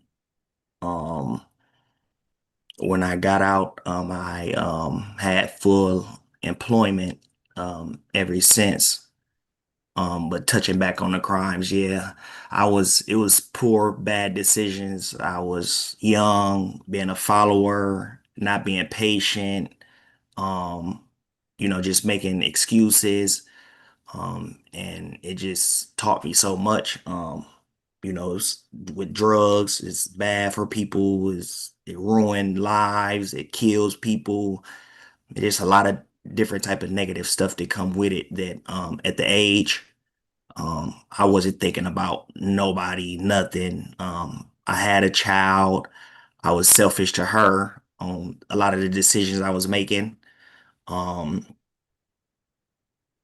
so those are my two cases. So since 2013, since I was released, I have been full-time employed. I worked at a couple factories. Um, And then I found a job out in PPG, out in Oak Creek, PPG Industries. I worked there from 2014 into 2019, the beginning of 2019. And from there, I started a trucking company, which is TAT Trucking. I got two quad axle dump trucks where we haul material for construction contractors around Wisconsin, like asphalt, gravel, dirt, etc. Um, been doing that since 2019. Then me and my fiance, in 2020, we started a child care center, which is in a house. Just recently, last year, we signed a contract at Mount Zion Church in Wauwatosa. The name of the child care center is Kids Cave and Learning Den. Um, so we signed a contract with Mount Zion Church where we expanded into a group facility now on the second floor of their church. Um, so I'm doing that as well. I'm a child care provider. Um, I have 3 employees with the trucking company, and we have about roughly 10 and looking to add more employees with the child care facility. I do um I do volunteer work for Tosa Cares, which is on the first floor of our second floor child care group where we kind of give out food on Wednesdays. I volunteer with those people to give out food and clothes to people that's less fortunate. I volunteer at my kids' school um, with a lot of things, and um, I'm just, trying to move in the right direction and just, and so many doors, even though I made the decisions then, it was so many doors, and God blessed me with so many opportunities and so many doors that was open, that just really made me realize, hard work, and there's no easy way out of anything. There's no shortcuts. There's no, none of that. You just have to work, and sometimes times get hard, but you got your kids. You can't make bad split decisions because it affects a lot of people around you and that loves you. So I just learned a lot from this whole situation. It been 13 years since I've been released and 8 years since I've been off supervision. So um I know I get government contracts with the trucking. So, I just feel like with the pardon that it'll help me, which a lot of doors have been opened, that it'll open more doors for me. And, I think it'd just be a good thing, if I was able to get pardoned. So Okay, thank you. Any questions from the board? Jennifer. Good afternoon. So I heard you kind of briefly talk about the offenses that you're here to ask for a pardon for. Correct me if I'm wrong, you described yourself as the driver yes, for one of those incidents. yes. It seems like there might be quite a bit more to it than just being the driver. No, that's pretty much was my role. Like I said, it was a party to crime theft of a person. Like I said, we was going to steal some drugs. Who were you stealing the drugs from? It was come to find out it was undercover. It was some undercover agents. Um, And you're saying that you were just the getaway driver. yes, well, I was involved in the crime, but that was my position in it, as the getaway driver. Okay. Did you point a gun at No, the victim? no, that was my co-defendant. Okay. 1 second.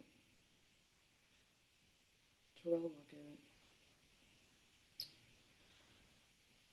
Because the Luckett Cobb, right? Yep, and that's actually a co-defendant, and that was my brother. Gotcha. Okay. Yep, Okay. yep. So once it transpired, like I said, I was in the driver's seat. Once everything transpired, I pulled off. So after they caught up with me, that was my role as the getaway driver. Okay. So you fled from the police then? Yes, I fled from the scene, correct. So yeah, let's call it what it is, right? You fled from the police, fleeing, eluding, right? Yes. Yeah. Okay. That's all for now. Mr. Luckett, I see that there was in 2017 a misdemeanor battery charge that was later dismissed. Can you explain what that was? So me and my child mother, we was arguing, and we just argued, and she ended up calling the police, and then later, was saying that it just was an argument. We was staying together in Hale's Corner, and yeah, it just kind of got to a real heated argument, and that's why it was later dismissed. So there was no physical No, element to that. no, at first she was saying it was, but that's why she ended up not going through with it, because she just was saying she was mad or whatever. But no, I didn't put my hands on her at all. Okay, thank you. Are there other questions? Eric. In your application, you mentioned that you attended anger management. About when was that? I think that was, I don't ever remember. I think it was like, I know it was in the time of my probation period. So anywhere from,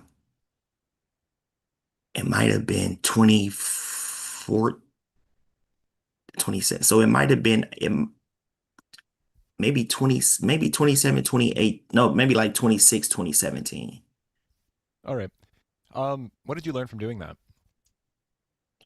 Just think, don't move on impulse. Um, take a couple deep breaths. Everything is not to, you don't need to explode and get mad about stuff, and just controlling your feelings, and just thinking. All right. Thank you for your answers. Judge Kremers. Good afternoon, Mr. Luckett. When did you get off probation? In April of 2018. All right. And it looks like there's a judgment against you in Milwaukee County, a civil judgment for small claims for about $9,000. Uh-huh. You know what that's about? Yes, it was a loan. Um, and I'm on payment plans for that. Okay. All right. Thank you. Anything further? Okay, thank you for your time, Mr. Luckett. Okay, thank you. Thank you guys. Have a good day. You as well. All right, bye. Next, we have Jade Davis.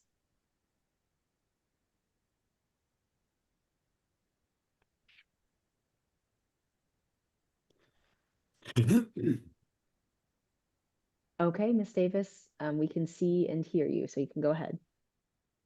Hello, you guys, and thanks for having me today. First, I want to take full responsibility for my actions and my past decisions. I am deeply sorry for the harm I caused and for the impact my actions had on my community.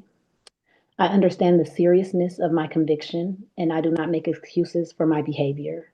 In 2014, I stole several bottles of promethazine with codeine from Aurora Pharmacy, which is where I worked at the moment. I was later found guilty of a Class H distribution with intent to deliver felony and also a Class A misdemeanor, which was theft. I received 2 years of probation for both crimes, and this was my one and only conviction. At that time in my life, I was extremely depressed and making very poor decisions and a lot younger. After my revocation in 2017, because I was revocated within my probation period, I hit rock bottom and I kind of got a wake up call, well, a big wake up call. And I made the decision that I was going to change my life around completely and start going in a positive direction. Since completing my sentencing, I have worked very hard to rebuild my life in a positive way. I have completed the AODA program, which was required by the courts. I have taken full responsibility for the changes that I needed to make and have made them. I earned my CBRF license right after coming out. I returned back to school, which I graduate next year with my business degree, and I also plan to go back for my LPNs if I can. I also have remained committed to finding ways to be an asset in my community. I became involved with It Takes a Village Foundation, where I help feed the homeless, and we also do building activities for children in our community. In addition to all of that, I recently started a business focused on helping the elderly community, and assisting families with the support and the care they need with placing their loved ones.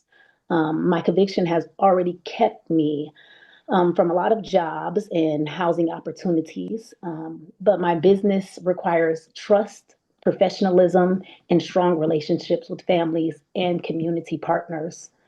Although I have worked very hard to rebuild my life and my reputation within my field, my conviction still continues to create a lot of barriers for me professionally, including challenges with earning trust, expanding partnerships, qualifying for certain grants, finding opportunities, and business resources. I also would like to go back for my LPNs, but I would not be able to get my LPN license with my felony that I have. Receiving a pardon would not erase my past, but it would allow me to continue to move forward and better serve my community through the work I am doing. I believe I should receive a pardon today. Well, a pardon, I know it won't happen today, because I have demonstrated true rehabilitation. I don't want to get emotional, but this does make me a little emotional. I apologize. True rehabilitation, accountability, and professional growth over many years. I am no longer who I was during that chapter of my life, and I have worked very hard to become a person who my community can trust and be proud of. Sorry. Thank you, Ms. Davis. Questions from the board? Judge Kremers. Good afternoon, Ms. Davis. When did you so you got revoked in 2017? Yes. And then what happened? Where'd you go to prison or? When I got revoked, I had to go to HOC, the House of Corrections, to serve. It was a maximum of 6 months, but I ended up having to do 3 with my good time. So I think the total amount of time I did was 3.5 months. So you were released off paper in 2018, because I still had time to go after that. Yeah. And why were you revoked? I was revoked because after I caught my conviction, I started making even poorer decisions, and I continued with the theft, and I started stealing from multiple malls. And I ended up getting caught for it and getting in trouble. And my probation officer revoked me for that. But you weren't convicted of any new crimes, or were you? No. Okay. All right. Thank you. Reverend Hancock. Miss Davis, how's your daughter doing? I actually have 2 daughters now. Okay. They are actually doing amazing. My oldest is in karate, taekwondo, which she's been in for 4 years, which I'm financially responsible for. My youngest is graduating next week. So honestly, my children are doing I'm proud of them. I'm very proud of them. Graduating from high school. She's not in high school yet. My oldest Oh. is in 7th grade. I got it. Okay. Yes. And are you still a single mother?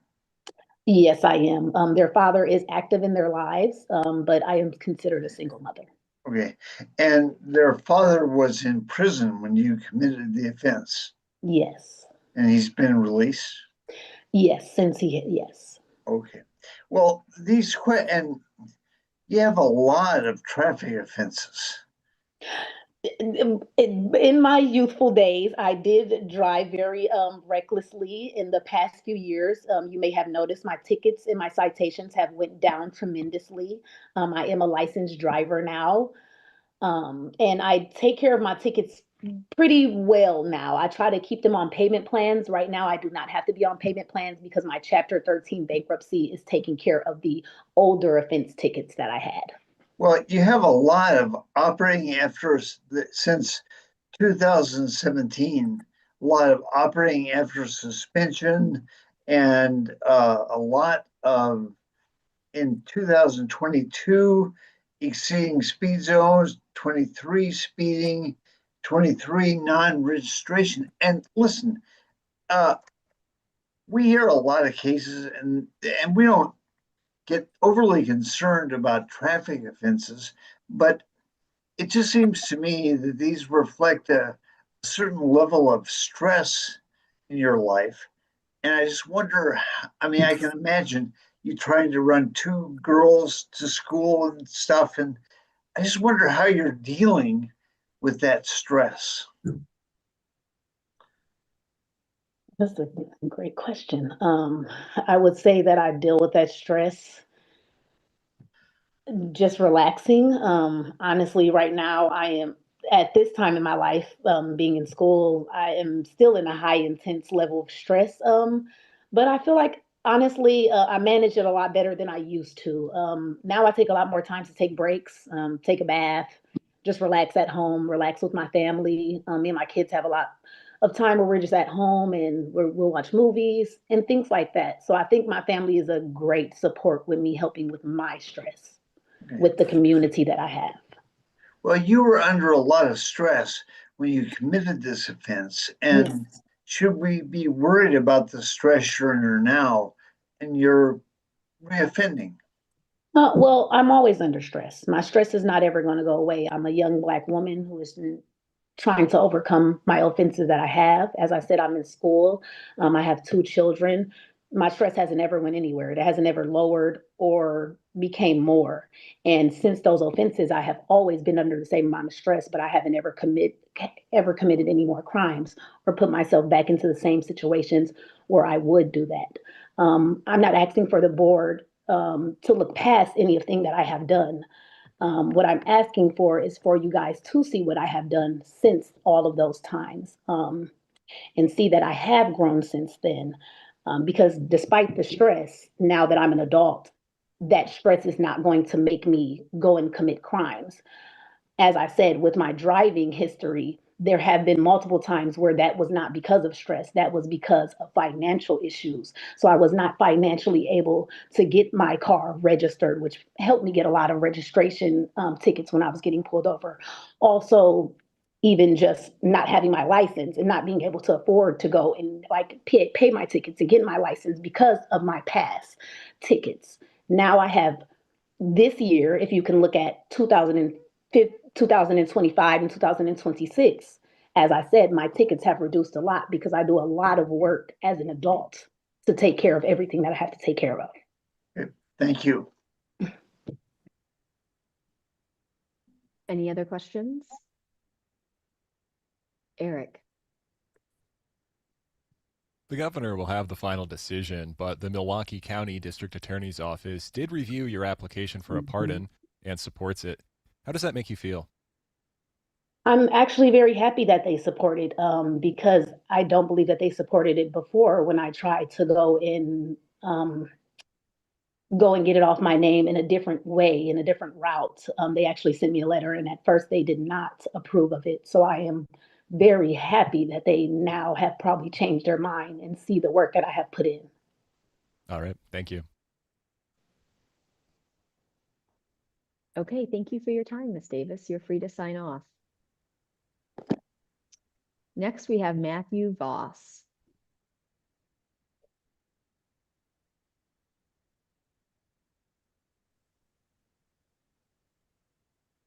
Okay, the floor is Hello. yours. All right, thank you. I've written a little something here. Good afternoon. Thank you for the opportunity to speak today. My name is Matthew Voss. I'm 42, a husband, father, stepfather of 4 kids, ranging from 16 to my oldest turns 22 today. I'm a business owner and a proud Wisconsin native. When I was 18, I committed armed robbery.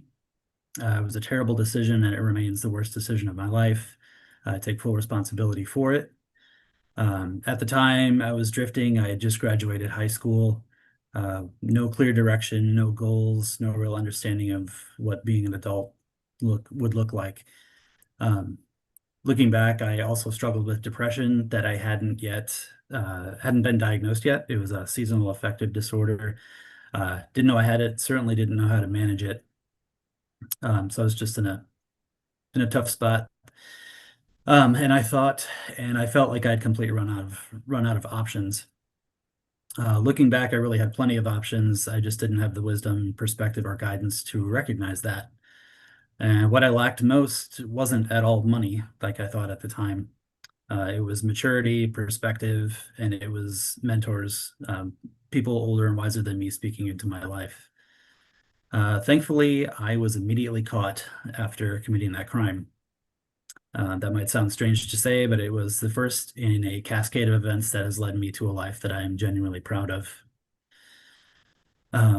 Being held accountable forced me to confront my choices, to grow up and become intentional about the kind of man that I wanted to be. Which, at 18, nobody ever thinks about who they want to be. The one of the arresting officers saw a scared and immature kid who had made a terrible decision, and he fought really hard to keep my case in state court rather than federal. I never got to thank him at the time, and I don't even know his name, but I've never forgotten what he did for me. In many ways, the last 23 years of my life has been an attempt to honor that second chance by extending that same patience, encouragement, guidance, and grace to other people whenever I can. My brief time in jail exposed me to people whose struggles were far greater than my own. For the first time, I realized that I wasn't uniquely trapped or hopeless. I wasn't special in a way. I actually had a lot of reasons to be hopeful. I had opportunities, and I had people that cared about me in ways that the people I met in there didn't have either of those things. And that really touched me, kind of gave me some perspective. I was given 5 years probation, and after completing my sentence early, it was about 3 years. I moved to St. Louis in January 2005 so I could start over and begin a new chapter. That fresh start gave me the opportunity to begin day one living as a better man and to build my life on different values that I was discovering through books and just talking with my grandparents. We got very close. After that, I realized that there was a lot of wisdom out there that I did not have. A lot of the books that I was reading too. In that, one of the most important lessons I learned is that dishonesty never solves problems, it only creates bigger ones. And since then, I've spent more than 23 years trying to become the kind of man who faces problems honestly, accepts responsibility, keeps his word, and helps other people where he can. I'm awkwardly honest sometimes. I became obsessed with understanding how to live well. Not so much how to make money or be successful, but just how to be good. I sought mentorship relationships from people that I admired. I read extensively about leadership, humility, forgiveness, marriage, parenting, philosophy, faith, and personal responsibility. The most valuable education I received from people who taught me how to be, the most valuable education I received came from people who taught me how to be a better husband, father, friend, and human. I've been applying those lessons every day. I've been happily married for 10 years. I've built a successful business from scratch. I have employed and mentored people. I've got 6 employees now under me that depend on me for their livelihood. And I try to be a constant positive influence on the people around me. I believe that because I was given a second chance, I have a responsibility to be a force for good in the lives of others. One of the reasons I value mentors so much today is because I know firsthand how different a life can unfold when someone helps someone to see the opportunities and possibilities that they can't always see for themselves. I've tried to be that person for whoever I can, whenever I can. Of course, I'm not asking anyone to forget what I did, and I don't want to forget it either. Like I said, I'm very proud of the life that I've lived as a result of being caught. I've really tried to honor the second chance that I was given and try to build a life defined by honesty, humility, service, responsibility, compassion, gratitude, and hope. That means being a good husband, a good father, a good friend. I've got many friendships that are more than 20 years old, relationships that go back a long way. I have learned how to forgive others, and I've learned what it means to be forgiven. A pardon would not erase the crime, and I would never ask it to. Instead, it would serve as a bookend to a chapter that began in 2002 when I was 18 years old. I hope that my life can stand as evidence that people are capable of real change, that one terrible decision does not have to become the final sentence of a person's story, that redemption is possible when someone accepts responsibility, learns from their mistakes, and spends years doing the work. I've taken the gift of my second chance very seriously. Thank you for your time, and I'm happy to answer any questions. Thank you, Mr. Voss. Let's open it up to board questions.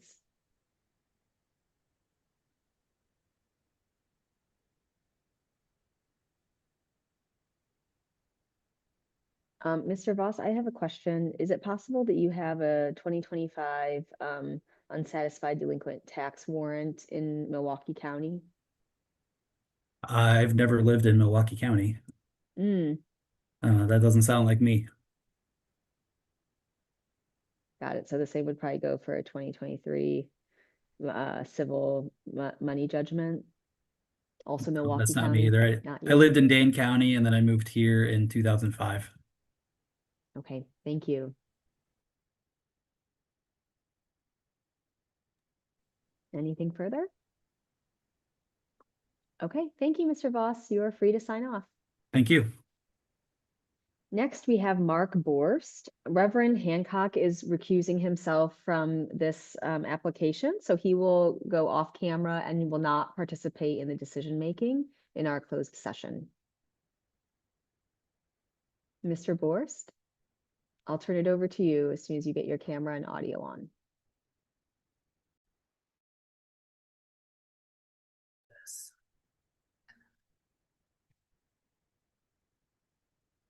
Okay, here. Okay, you can go ahead. Okay, hello. My name is Mark Borst. I appreciate you giving me your time. My story starts back in 1999. I had worked for a very small car dealership. I was not the owner, but I was the only salesman, and it was a percentage thing. Well, start off with cars, and at that time, Harley Davidsons were very, very popular. That you could not buy a Harley Davidson from a dealership unless you got put on a list and got lucky enough to get one. So we started selling used ones, and we would get a lot of ex-cop bikes from Iowa and Georgia. And we were selling a lot of these things. And purchasers would want to trade in their other bikes. And this is where the problem started. And a couple other bikes that went from myself or my boss / partner went through the dealership. Well, here, the Department of Transportation found out somehow that some of these, and I didn't even know this at the time, some of these bikes that came in trades were used twice for tax savings. So this came up. I went and had a meeting with the DMV investigator and sat and talked to him, and he goes, I go, wow, okay, I didn't do this intentionally, but I obviously did it. My name's on the paperwork. So what I had to do is pay restitution, which I did within a couple days. There might have been a fine. I don't remember. I don't have my papers from my conviction or anything in front of me. And also at that point, I had started my own dealership in the small town of Springfield, Wisconsin. And I had to close that dealership for 5 days. So I did those things. And then I thought everything was done good. Well, I got served papers from the Wisconsin Department of Revenue for tax evasion. And I go, wow, this kind of scared me. I figured I better get a lawyer. So I got a lawyer, a local guy in town. It was kind of complicated the way it was all written up, not just by me. I understood it from the DMV point of view, but going to court, the DA, I believe, understood it. The judge didn't understand that much of it. He was a little confused, and my lawyer was very confused. So what we did, I had my day in court, got notified through my lawyer that I could settle for a misdemeanor, but I'd have to spend 30 days in the Huber dorm. Or if I didn't want to do that, he was going to go for a felony. Well, at that point in time, I had just met a woman who is now my wife. She had 2 small children, 2 and 4 years old, and they were pretty much at my house all the time. And since then, we had a child together. I've raised all these children our whole lives together. We're still together and everything. 2 daughters graduated from high school. My son's a union electrician. So I believe I've done well on the family side of things. And getting back to the business side, once I opened my own dealership, Springfield Auto Sales, I believe, and I don't think I've had any problems with the DOT on any violations or any wrong paperwork or anything. And now in 2023, I retired, and a few of my friends like to hunt. I've lived all these years with this felony over my head, and it's never really been an issue. But I would like to go hunting, And the other day, my daughter said that, Dad, how come you don't have a gun? And at this point, now she knows everything because of this, but at this point she didn't know, and it was a little embarrassing. So that's why I contacted an attorney and paid the money and went through the steps to go in front of you folks that maybe clear my name. So that's it. Thank you, Mr. Borst. Questions from the board?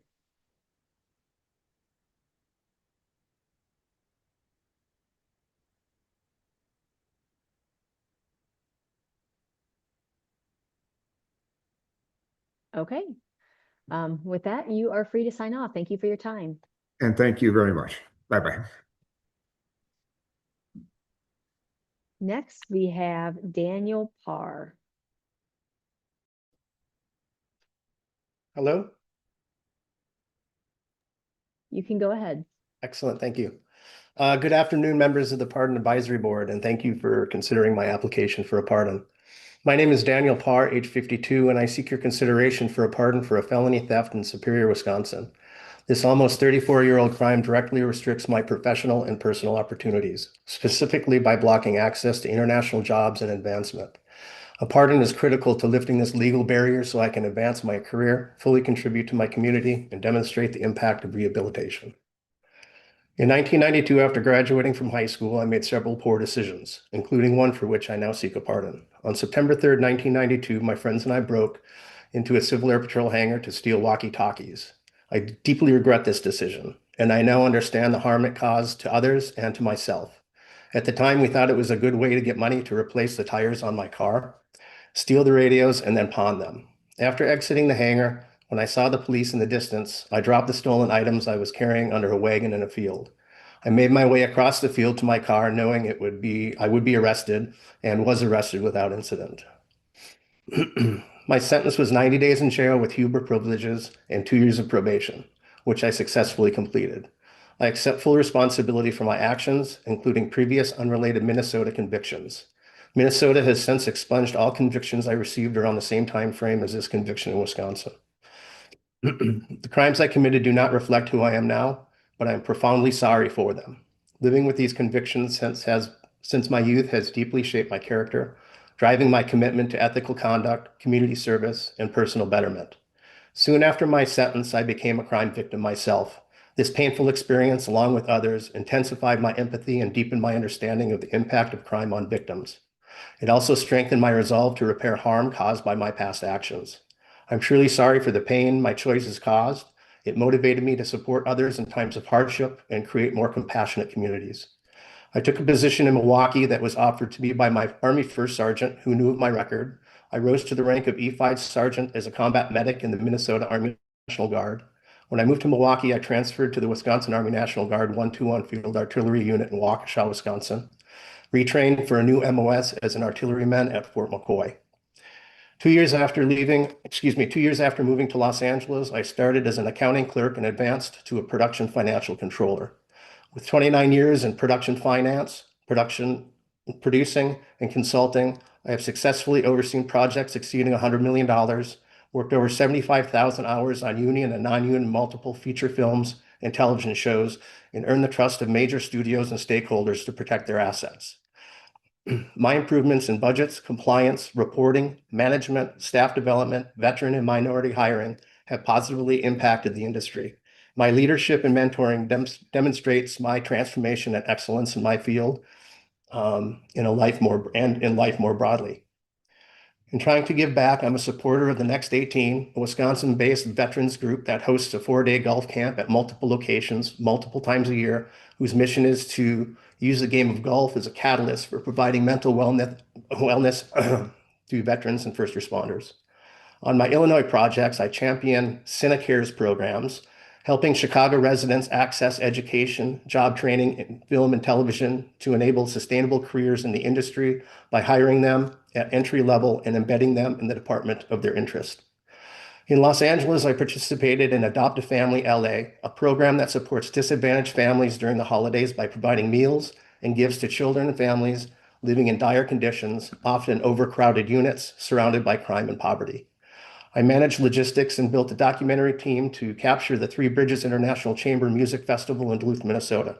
This footage was intended for future festivals and as a teaching tool to support cultural and educational growth among students and musicians. I seek a pardon because without my conviction, without it, my conviction prevents me from pursuing essential international work opportunities, limiting my professional advancement. For example, my felony theft record blocked entry into Canada for a project in Toronto, requiring a special temporary 90-day resident permit to gain entry. Since international projects require frequent travel and compliance checks, my criminal record continues to prevent me from fully participating and sharing my expertise abroad.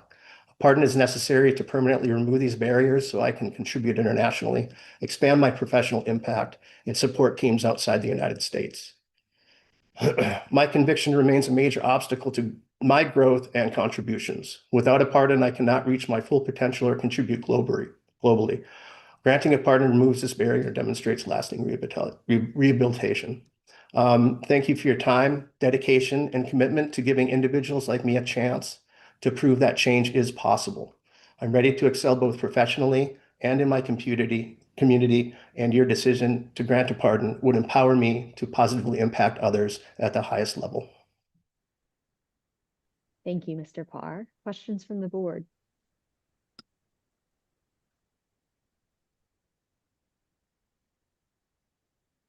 Reverend Hancock.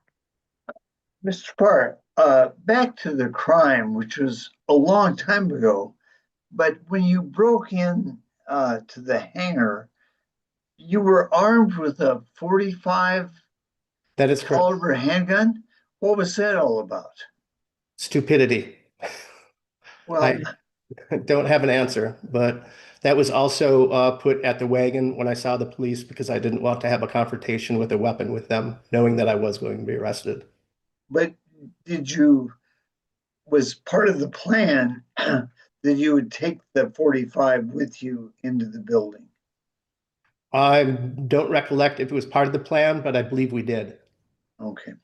And I'm a little surprised that this felony conviction did not seem to affect your service in the National Guard. How they're very particular about that. So how did that work? I honestly have no idea. I don't know if it was because my stepdad was an officer. I'm not sure if they had an exception with the state. I do not have an answer, but I was allowed to stay in. Okay, so it was never an issue. No. Okay, thank you.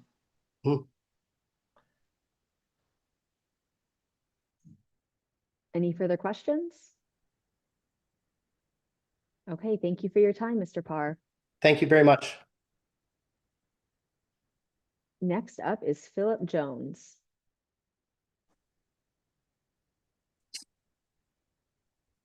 Good afternoon. You good can go afternoon. ahead. All right, I have prepared something that I wrote to speak today. Good afternoon. Wanted to start off by saying thank you for the opportunity to be heard today. You all are taking the time out to give consideration to me getting a clean slate, and for that I am very grateful. That being said, my name is Philip Jones, and I'm here seeking a pardon for 3 counts of aiding/harboring a felon, all of which stem from the same case. My convictions in this case derive from my participation in armed robberies as a getaway driver. The individuals that were a party to this crime in conjunction with me were people that I considered to be friends at the time, but no longer consider them to be such, and I have not associated with them in any way since this occurred. This occurred weeks after I had turned 18 years old, and at that age, I was very young, immature, and lacked a lot of life experience and sound judgment. That in no way excuses my actions, but that is the truth about my state of mind at the time. It was a terrible decision that I made, and it's something that I've deeply regretted ever since. I wanted to acknowledge the impact that my involvement in this crime likely had on the victims. I'm fully conscious and accepting of the fact that my involvement played an essential and equally culpable role in these crimes. And for that, I do feel terrible. To have your life flash before your eyes because someone's attempting to take your property that you worked hard for is something that nobody should ever have to experience. And thinking about the fear, the trauma, loss, depression, and more that they felt in that moment and the months and years after increases the amount of remorse and shame that I feel for being involved in this in any way. I would never in a million years be involved in something like this ever again. To speak more to what I've done since this occurred, which I feel reflects my true character, I graduated at the age of 19 with 2 bachelor's degrees from the University of Wisconsin-Milwaukee, one in marketing and one in finance. This was completed a week prior to me turning myself in to complete my sentence for this case, which was a year in the House of Correction.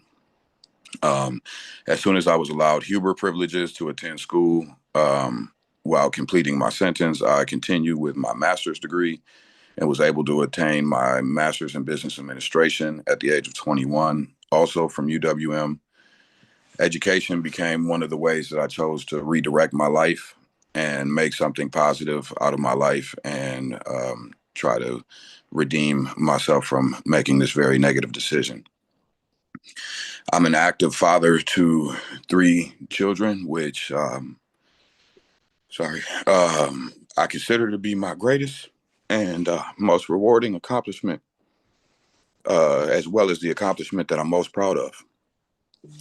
In the course of being an active and hands-on father, I successfully fought for and obtained sole custody of my son while representing myself pro se, which was one of the most challenging and most meaningful experiences of my life. Being a father has changed my perspective on life, responsibility, and accountability, and I take very seriously the role that I play as setting an example for others that look up to me for guidance, especially my children. I'm a member of True Square Lodge, Prince Hall Masons, and through that organization, I have participated in various methods in hundreds of hours of community service. I also participated in various ways in hundreds of hours of community service with the Black Student Union organization during my college years. Professionally, I have owned and operated a trucking business for the last 5 years and have owned and operated a DJ business since I was 15 years old. Through the DJ business, I have donated my services to community events such as awareness walks, charitable causes, and school events to include my children's school dances. Although I am very grateful for the opportunities that I've been able to create for myself through entrepreneurship, and I genuinely enjoy the work that I do, much of my path has been shaped by the roadblocks that I encountered when seeking more conventional professional employment opportunities due to my felony record. Over the years, there have been many situations where I either lost opportunities or never received them in the first place because of my felony.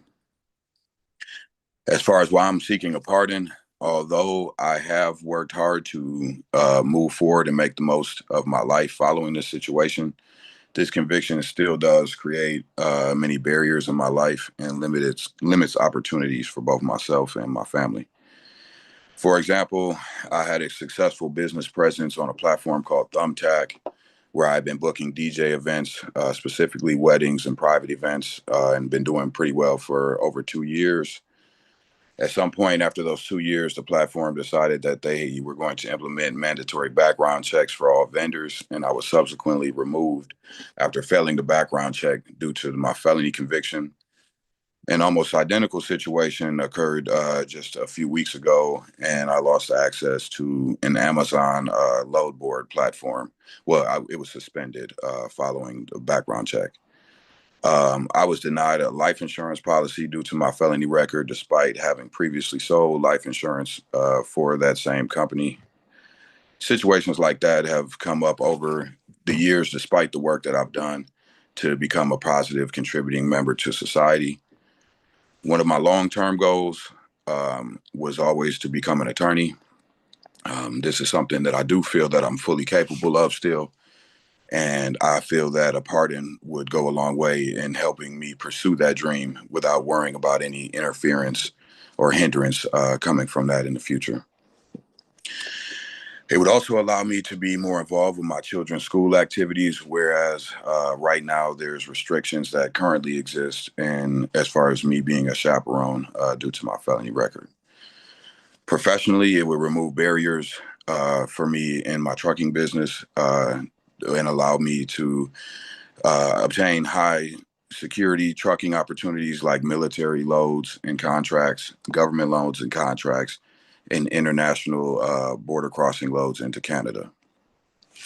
On a personal level, receiving a pardon would mean a great deal to me. It would significantly improve my self-esteem and confidence and feeling of self-worth.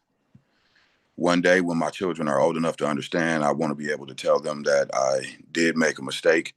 That was a very serious mistake when I was young, and it came with real consequences and long-term hardship.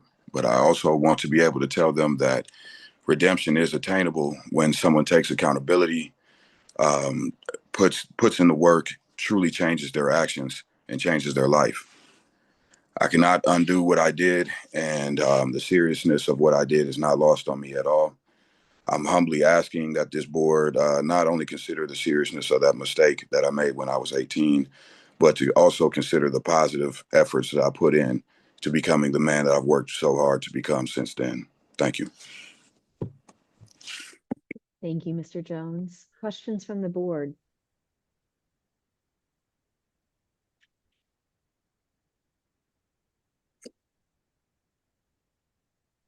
Reverend Hancock.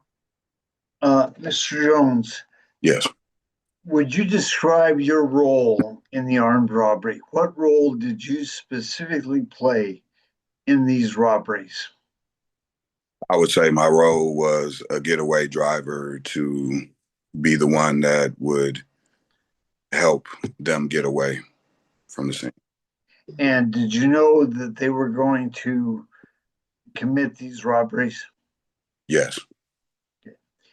And this is a different story than you told us the last time you were here. Is that right? That's true. Okay. And what made you change the way you tell this story? I just realized that I wasn't being fully accountable. Okay.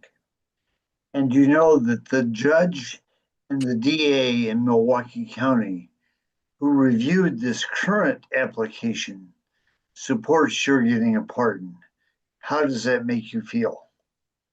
That makes me feel great. I'm not sure if they did last time, but it makes me. No, they did not last time.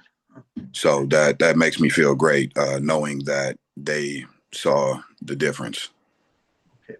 Thank you. Thank you. Any further questions? Okay, thank you for your time, Mr. Jones. Thank you all.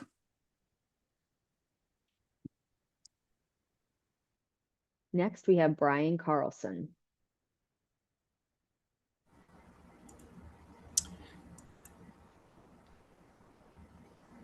Do you see me?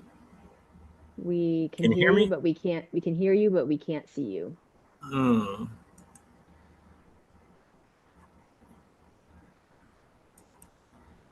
Video. I'm afraid I don't know what the problem is. It says, There we go. Now we can see you. okay. So you can go ahead. Bill? Okay, thank you. Sorry about that. Good morning. My name is Brian Carlson, and I'm now 53 years old, and I am divorced with two children, ages 18 and 21. Since my daughter turned 18, I've completed my full obligation regarding child support, although I continue to help out when needed. My ex-wife and I continue to co-parent in a friendly and amicable way. Approximately 14 years ago, I committed a few felonies and a few misdemeanors for the charges of burglary. I stole 2 riding lawnmowers from 2 different homes over the course of a week. For these crimes, I was given 4 years of probation, which included restitution and 120 days of jail time. I was allowed to serve the time in a Huber facility, where I had the privilege of childcare. The sentence went very well, and my probation officer recommended early release. One of the district attorneys objected, and I didn't press the issue. Keeping my appointments with my probation officer wasn't a hardship, and I continued to follow all rules and complied with all requirements of my sentence. Unfortunately, because of the crimes I committed, the repercussions were difficult for me. I was a supervisor at the post office, and they felt that I could no longer be trusted. I really loved that job. My wife divorced me, and I lost the respect of friends, parents, coworkers, and most importantly, I embarrassed my children, who were too young at the time to understand what happened. But I'm sure they think about it even today. The shame I felt still bothers me. Since my sentence was completed, I enrolled in a truck driving school and got my CDL. At the time, it seemed driving a truck was the best way I could think of to meet my financial obligations. I volunteered at River Glen Church in Waukesha, learning how to operate the audio equipment used during Mass. Despite being baptized as an infant, I was baptized again as a symbolic way of having a fresh start. I am currently driving for Uber for the last year, but I am looking to work for a trucking company that operates in both the United States and Canada. This will allow me to be paid a higher wage. That's one of the reasons for a pardon request. Currently, I'm not allowed in Canada. The second request for a pardon is so that I'd be able to go trap shooting with my son. He never took an interest in regular sports, but joined his trap shooting team in high school and still really enjoys it. Since I was an over-the-road truck driver, I wasn't home nearly enough to give the quality time to my kids as much as a good father should. I am hoping that with a pardon, I'll be able to spend time with my son doing what he likes to do. My daughter played volleyball for the last 8 years, and I missed very few of her games in all that time. I'd like to still invest that kind of quality time with my son. I try and instill in my kids to take responsibility for their actions. I believe in second chances, and I hope I've done well in being a good role model since I committed my crimes. Alcohol was never a problem for me, but I have since stopped drinking, stopped smoking, and haven't touched prescription pain medication for these past 14 years. I hope to have the weight I feel in my head can be lifted, and I can feel like I've done what it takes to be considered a good person again. I recently received forms in the mail informing me that the judges in my cases recommended granting pardons for my crimes. I'm very pleased that they appreciate the actions I took without incident in fulfilling the requirements they set forth for me when I was sentenced. I'm grateful to them. I hope I have convinced the sport that I would never put myself in a position to get in trouble in the future like this again. I ask for your recommendation and that the governor either sees his way clear to pardon my crimes. Thank you. Thank you, Mr. Carlson. Are there questions from the board?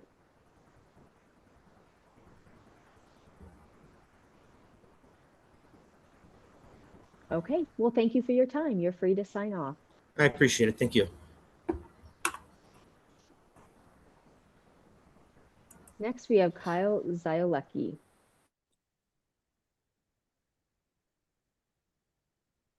Hello, Go good ahead. afternoon. Can you hear and see me? We Okay, can. Go great. ahead.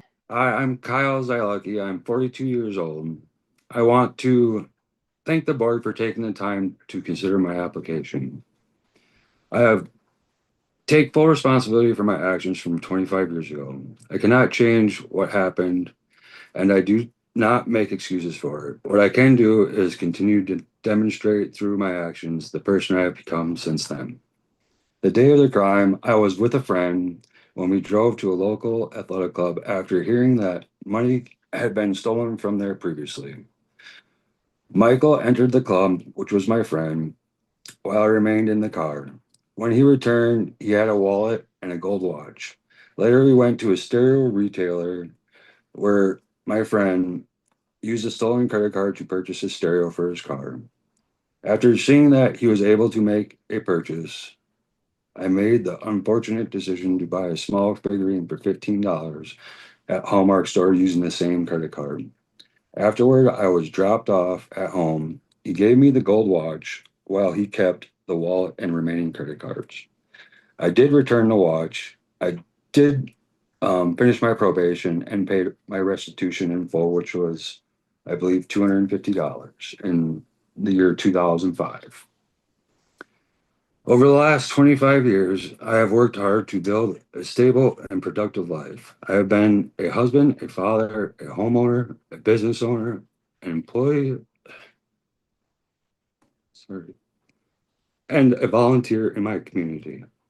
My wife and I have also opened our home as foster parents because we believe in helping children who need support and stability. The mistake I made does not define who I am today. I have spent more than 2 decades proving that through my actions, my work ethic, and commitment to my family and my community. Sorry. I am proud of the life I have built, but I never forget the lessons I learned from the past. Those lessons shaped the person I am today and motivated me to live responsible and help others whenever I can. I also want to share that being accepted would allow me to continue serving as a positive role model for my children.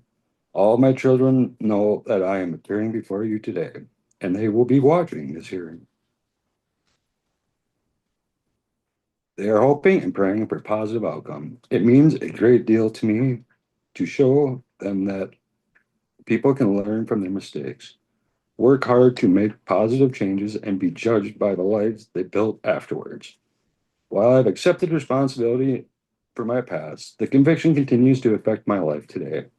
Over the years, I have lost opportunities for employment, community involvement because of something that had happened 25 years ago. There have been times when I have wanted to volunteer or participate in activities involving my children's school and have had to repeatedly explain my past despite the life I have lived since then. Those convictions are difficult and often embarrassing, especially after spending more than 2 decades working to prove that I am not that same person. I respectfully ask the board to consider the entirety of my life since that time and positive contributions I have made over the last 25 years. I cannot begin to express what this opportunity means to me and my family. So I thank you for allowing me to appear before you today and for taking the time to consider my application. I am truly grateful for the opportunity to be heard from you. Thank you, Mr. Zagalaki. Are there questions from the board? Judge Kremers. Good afternoon, sir. Hello. So this crime was in 2001. You got 3 years probation. And then it looks like you picked up another case sometime in Jackson County in Oregon for a credit card, fraudulent use of a credit card and a theft. Is that right? Yes, that is correct. And what year was that? I believe that was 2005. And what happened there? What was that about? So in 2005, I was working at Chevron gas station in Oregon and supporting my family, including a pregnant girlfriend. I have always maintained my innocence regarding that allegation. However, faced with the possibility of much more severe penalty if I was convicted at trial, I accepted a plea agreement that resulted in 30 days in jail, 1 year of bench probation, which I completed all requirements of that sentence in full.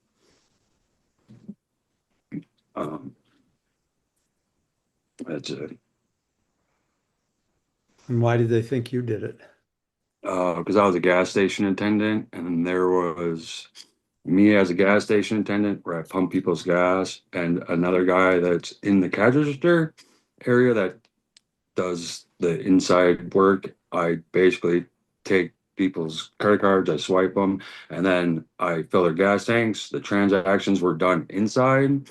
I actually had a friend of mine hire an attorney for me, and I did like a polygraph test and everything. I'm not unsure of what happened with him. But at that point in time, they were facing me with a year in jail, and with a small family that I was starting, I could not do that. And I think honestly, it was because of my old conviction, just because I was in that area. working at the gas station along with the other fella that had gotten questioned. Like I said, I'm not sure what happened with him. I just pled guilty to it. So I just served the 30 days and the bench probation. Thank you. Reverend Hancock.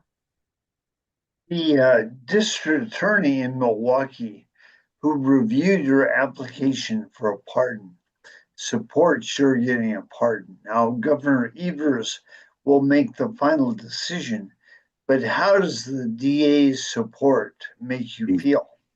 I feel very privileged and very happy that that was like very, very excited. The thing was hanging on my refrigerator since I got it in the mail. Okay. Like as like, hey, this is gonna happen. I can do this. This is good. This is a good thing. I've been waiting a long time. And I'm always very transparent with my children. My children know of my past, and people do change. It's possible. Thank you. Okay, if there are no further questions, thank you for your time. Thank you. Next, we have Zi Zhang.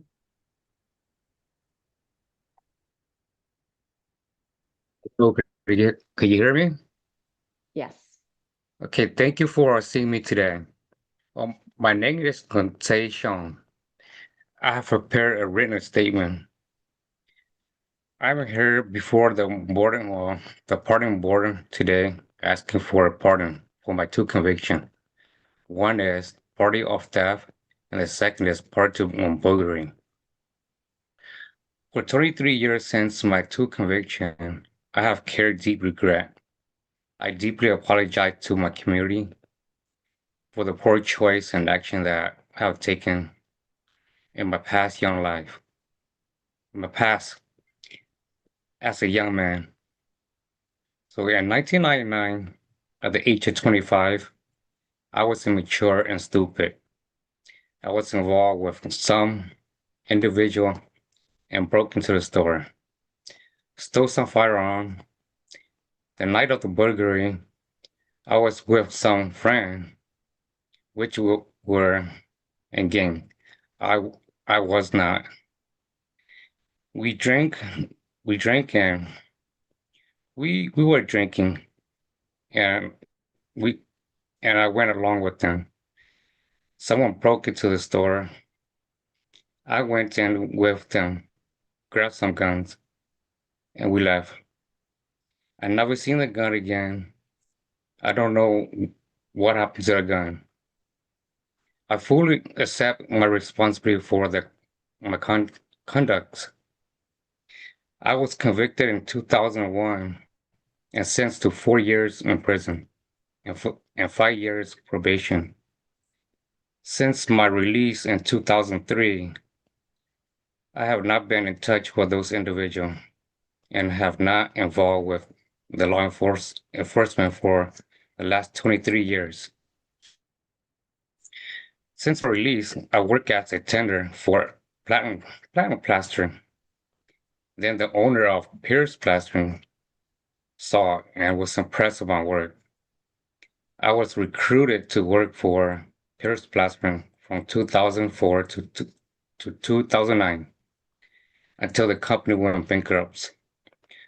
Since then, I struggled to find work due to my conviction background. Therefore, I was fully committed, just being a good father to my son as a stay-home dad, raising my son. And then he went to the Marine. I became a proud Marine, father. As now, I'm a volunteer at the New Hmong Professional. If the pardon is given to me, this will hopefully result in allow me to apply for a green card so that I could easily and peacefully find a job. I will be able to continue to contribute myself to the community. I would also like to continue to be a good son, father to my son, and a good husband to my wife, and a good son, brother to my family. Thank you for your time. Thank you. Are there questions from the board?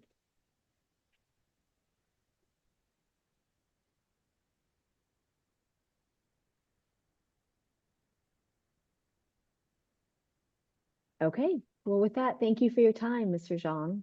Thank You are you. free to sign off. Next, we have James Sims. How are we doing today? Doing well. First, I would You like to can thank you. go ahead. I'm good. I'm doing great. First, I would like to thank you all for this opportunity. My name is James Sims, case number 972951 on 9/29/1997. I was sentenced for my participation in a crime that I committed. Although I was 17 and intoxicated, that is no excuse for my actions, and I take full responsibility for what I did that day. And I accepted the punishment that was handed out to me. Since that time, over the 25 to 30 years, I have not had any negative interactions with law enforcement. I was able to get an associate's degree in computer science, a bachelor's degree in general studies with a focus on big data, a cloud computing certification, an HVAC certification, and I am now working on a personal training certification. Although I have done well in my life and my career, this felony has stopped me from doing multiple things. Certain certifications that I was not able to obtain, also certain jobs that I was not able to receive because of my background. I have served 25, maybe 26 years now with a Fortune 500 company, leading multiple teams, bringing success to the company as well as myself.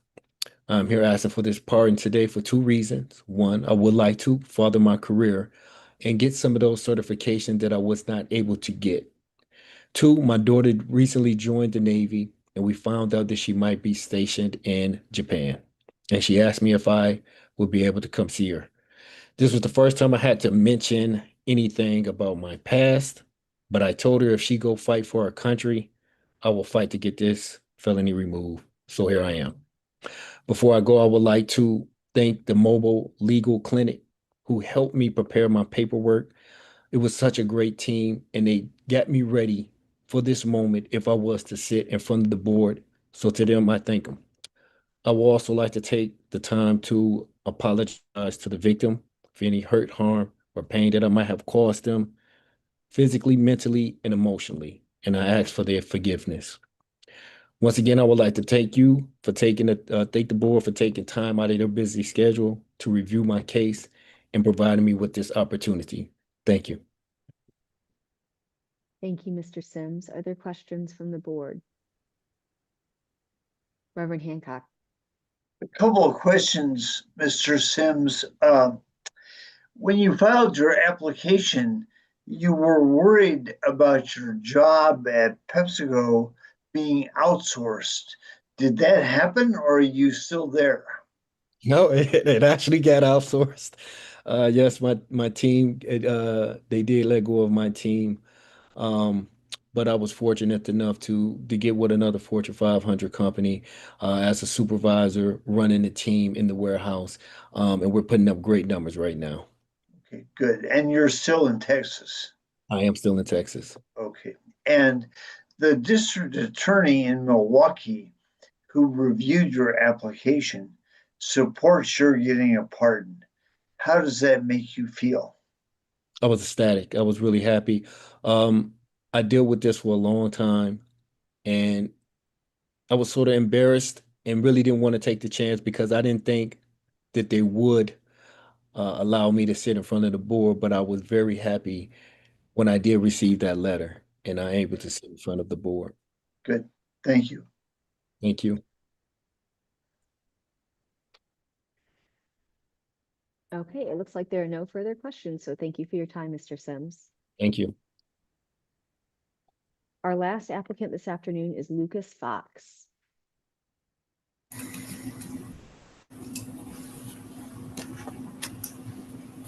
Hi. Can you hear me? Yes, we can. You can go ahead. Awesome. Thank you. I just want to say, awesome. I just want to say thank you, obviously, for consideration for this pardon. My story started back in 2005. I was about 23 years old.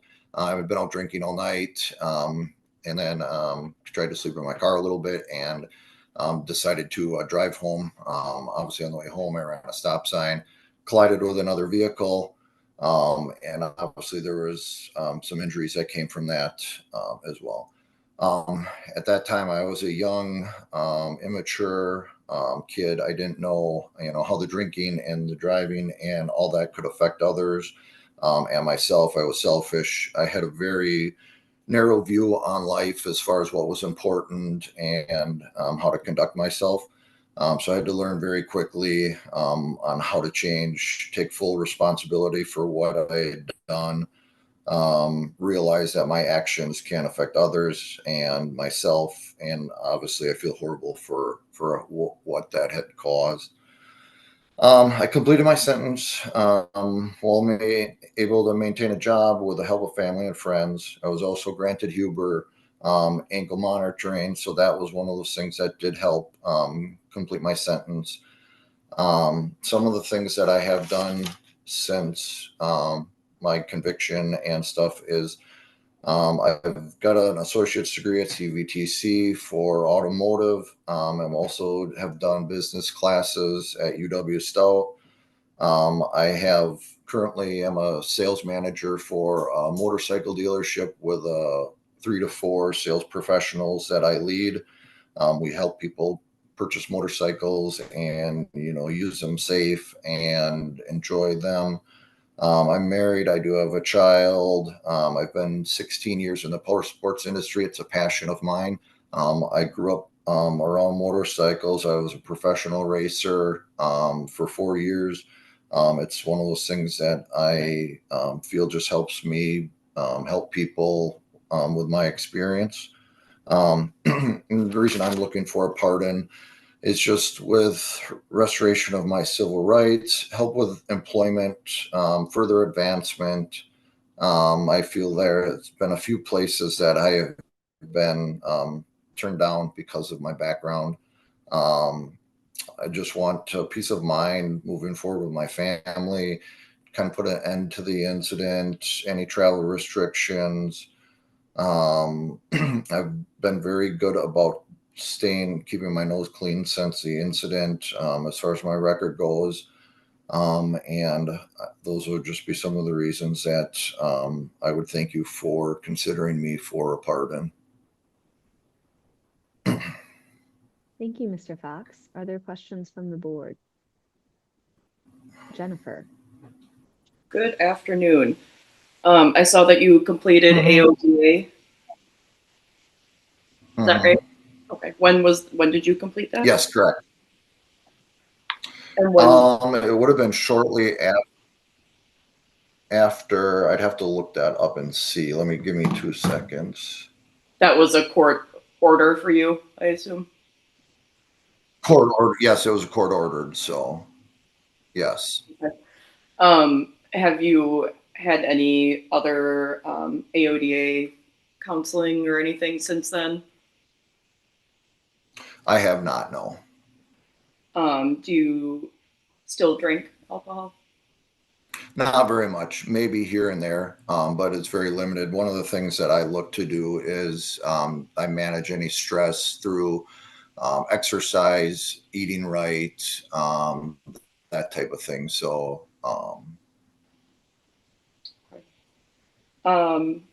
talk about the crash a little bit, please. What was the extent of injuries for the victim? Have you apologized to them? Yes, I apologize. And there was forgiveness, obviously, from her to me, which was a very huge thing. As far as I know, I believe a broken arm, a broken leg, some facial lacerations. That's about all that I remember off the top of my head. So. Okay. I think that's all I have for you. Thank you. Thank you.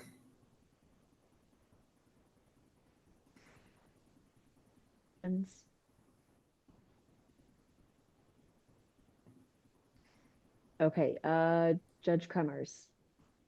Oh, I want to go back. Did you know this victim at the time of the accident? I did not. No, When did you have this interchange with her where you apologized and she forgave you? in the courtroom. And she said It was in her. that she forgives you? Yeah, yes, I believe in her written statement that she forgave me, and but that's where she wanted obviously with the charges and stuff. So she felt that it was adequate.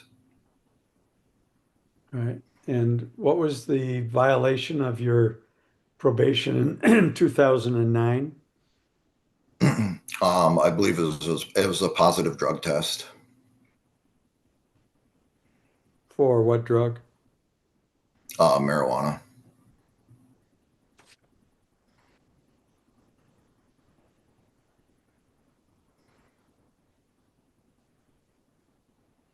While it's not required, it is encouraged that applicants submit letters of support. You didn't do that. Why not? Because of, I guess, the embarrassment of the incident, and didn't know who to reach out to as far as to try to get some type of support that I felt comfortable with talking about it. Okay. To be openly honest. Thank you. Mm-hmm. Are there any other questions from the board?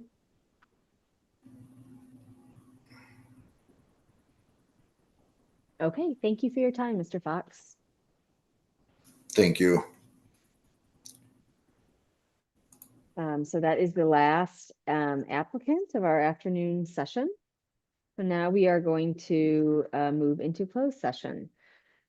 Pursuant to Wisconsin statute section 19.851, subsections A, D, and F, for purposes of deliberations concerning a case which is before the board, for purposes of considering specific applications, and for purposes of considering financial, medical, social, or personal histories of specific persons. Those are the reasons that we will move into closed session. Is there a motion? Judge Kremers, is there a second? Second. Jennifer Lewis. Is anyone opposed?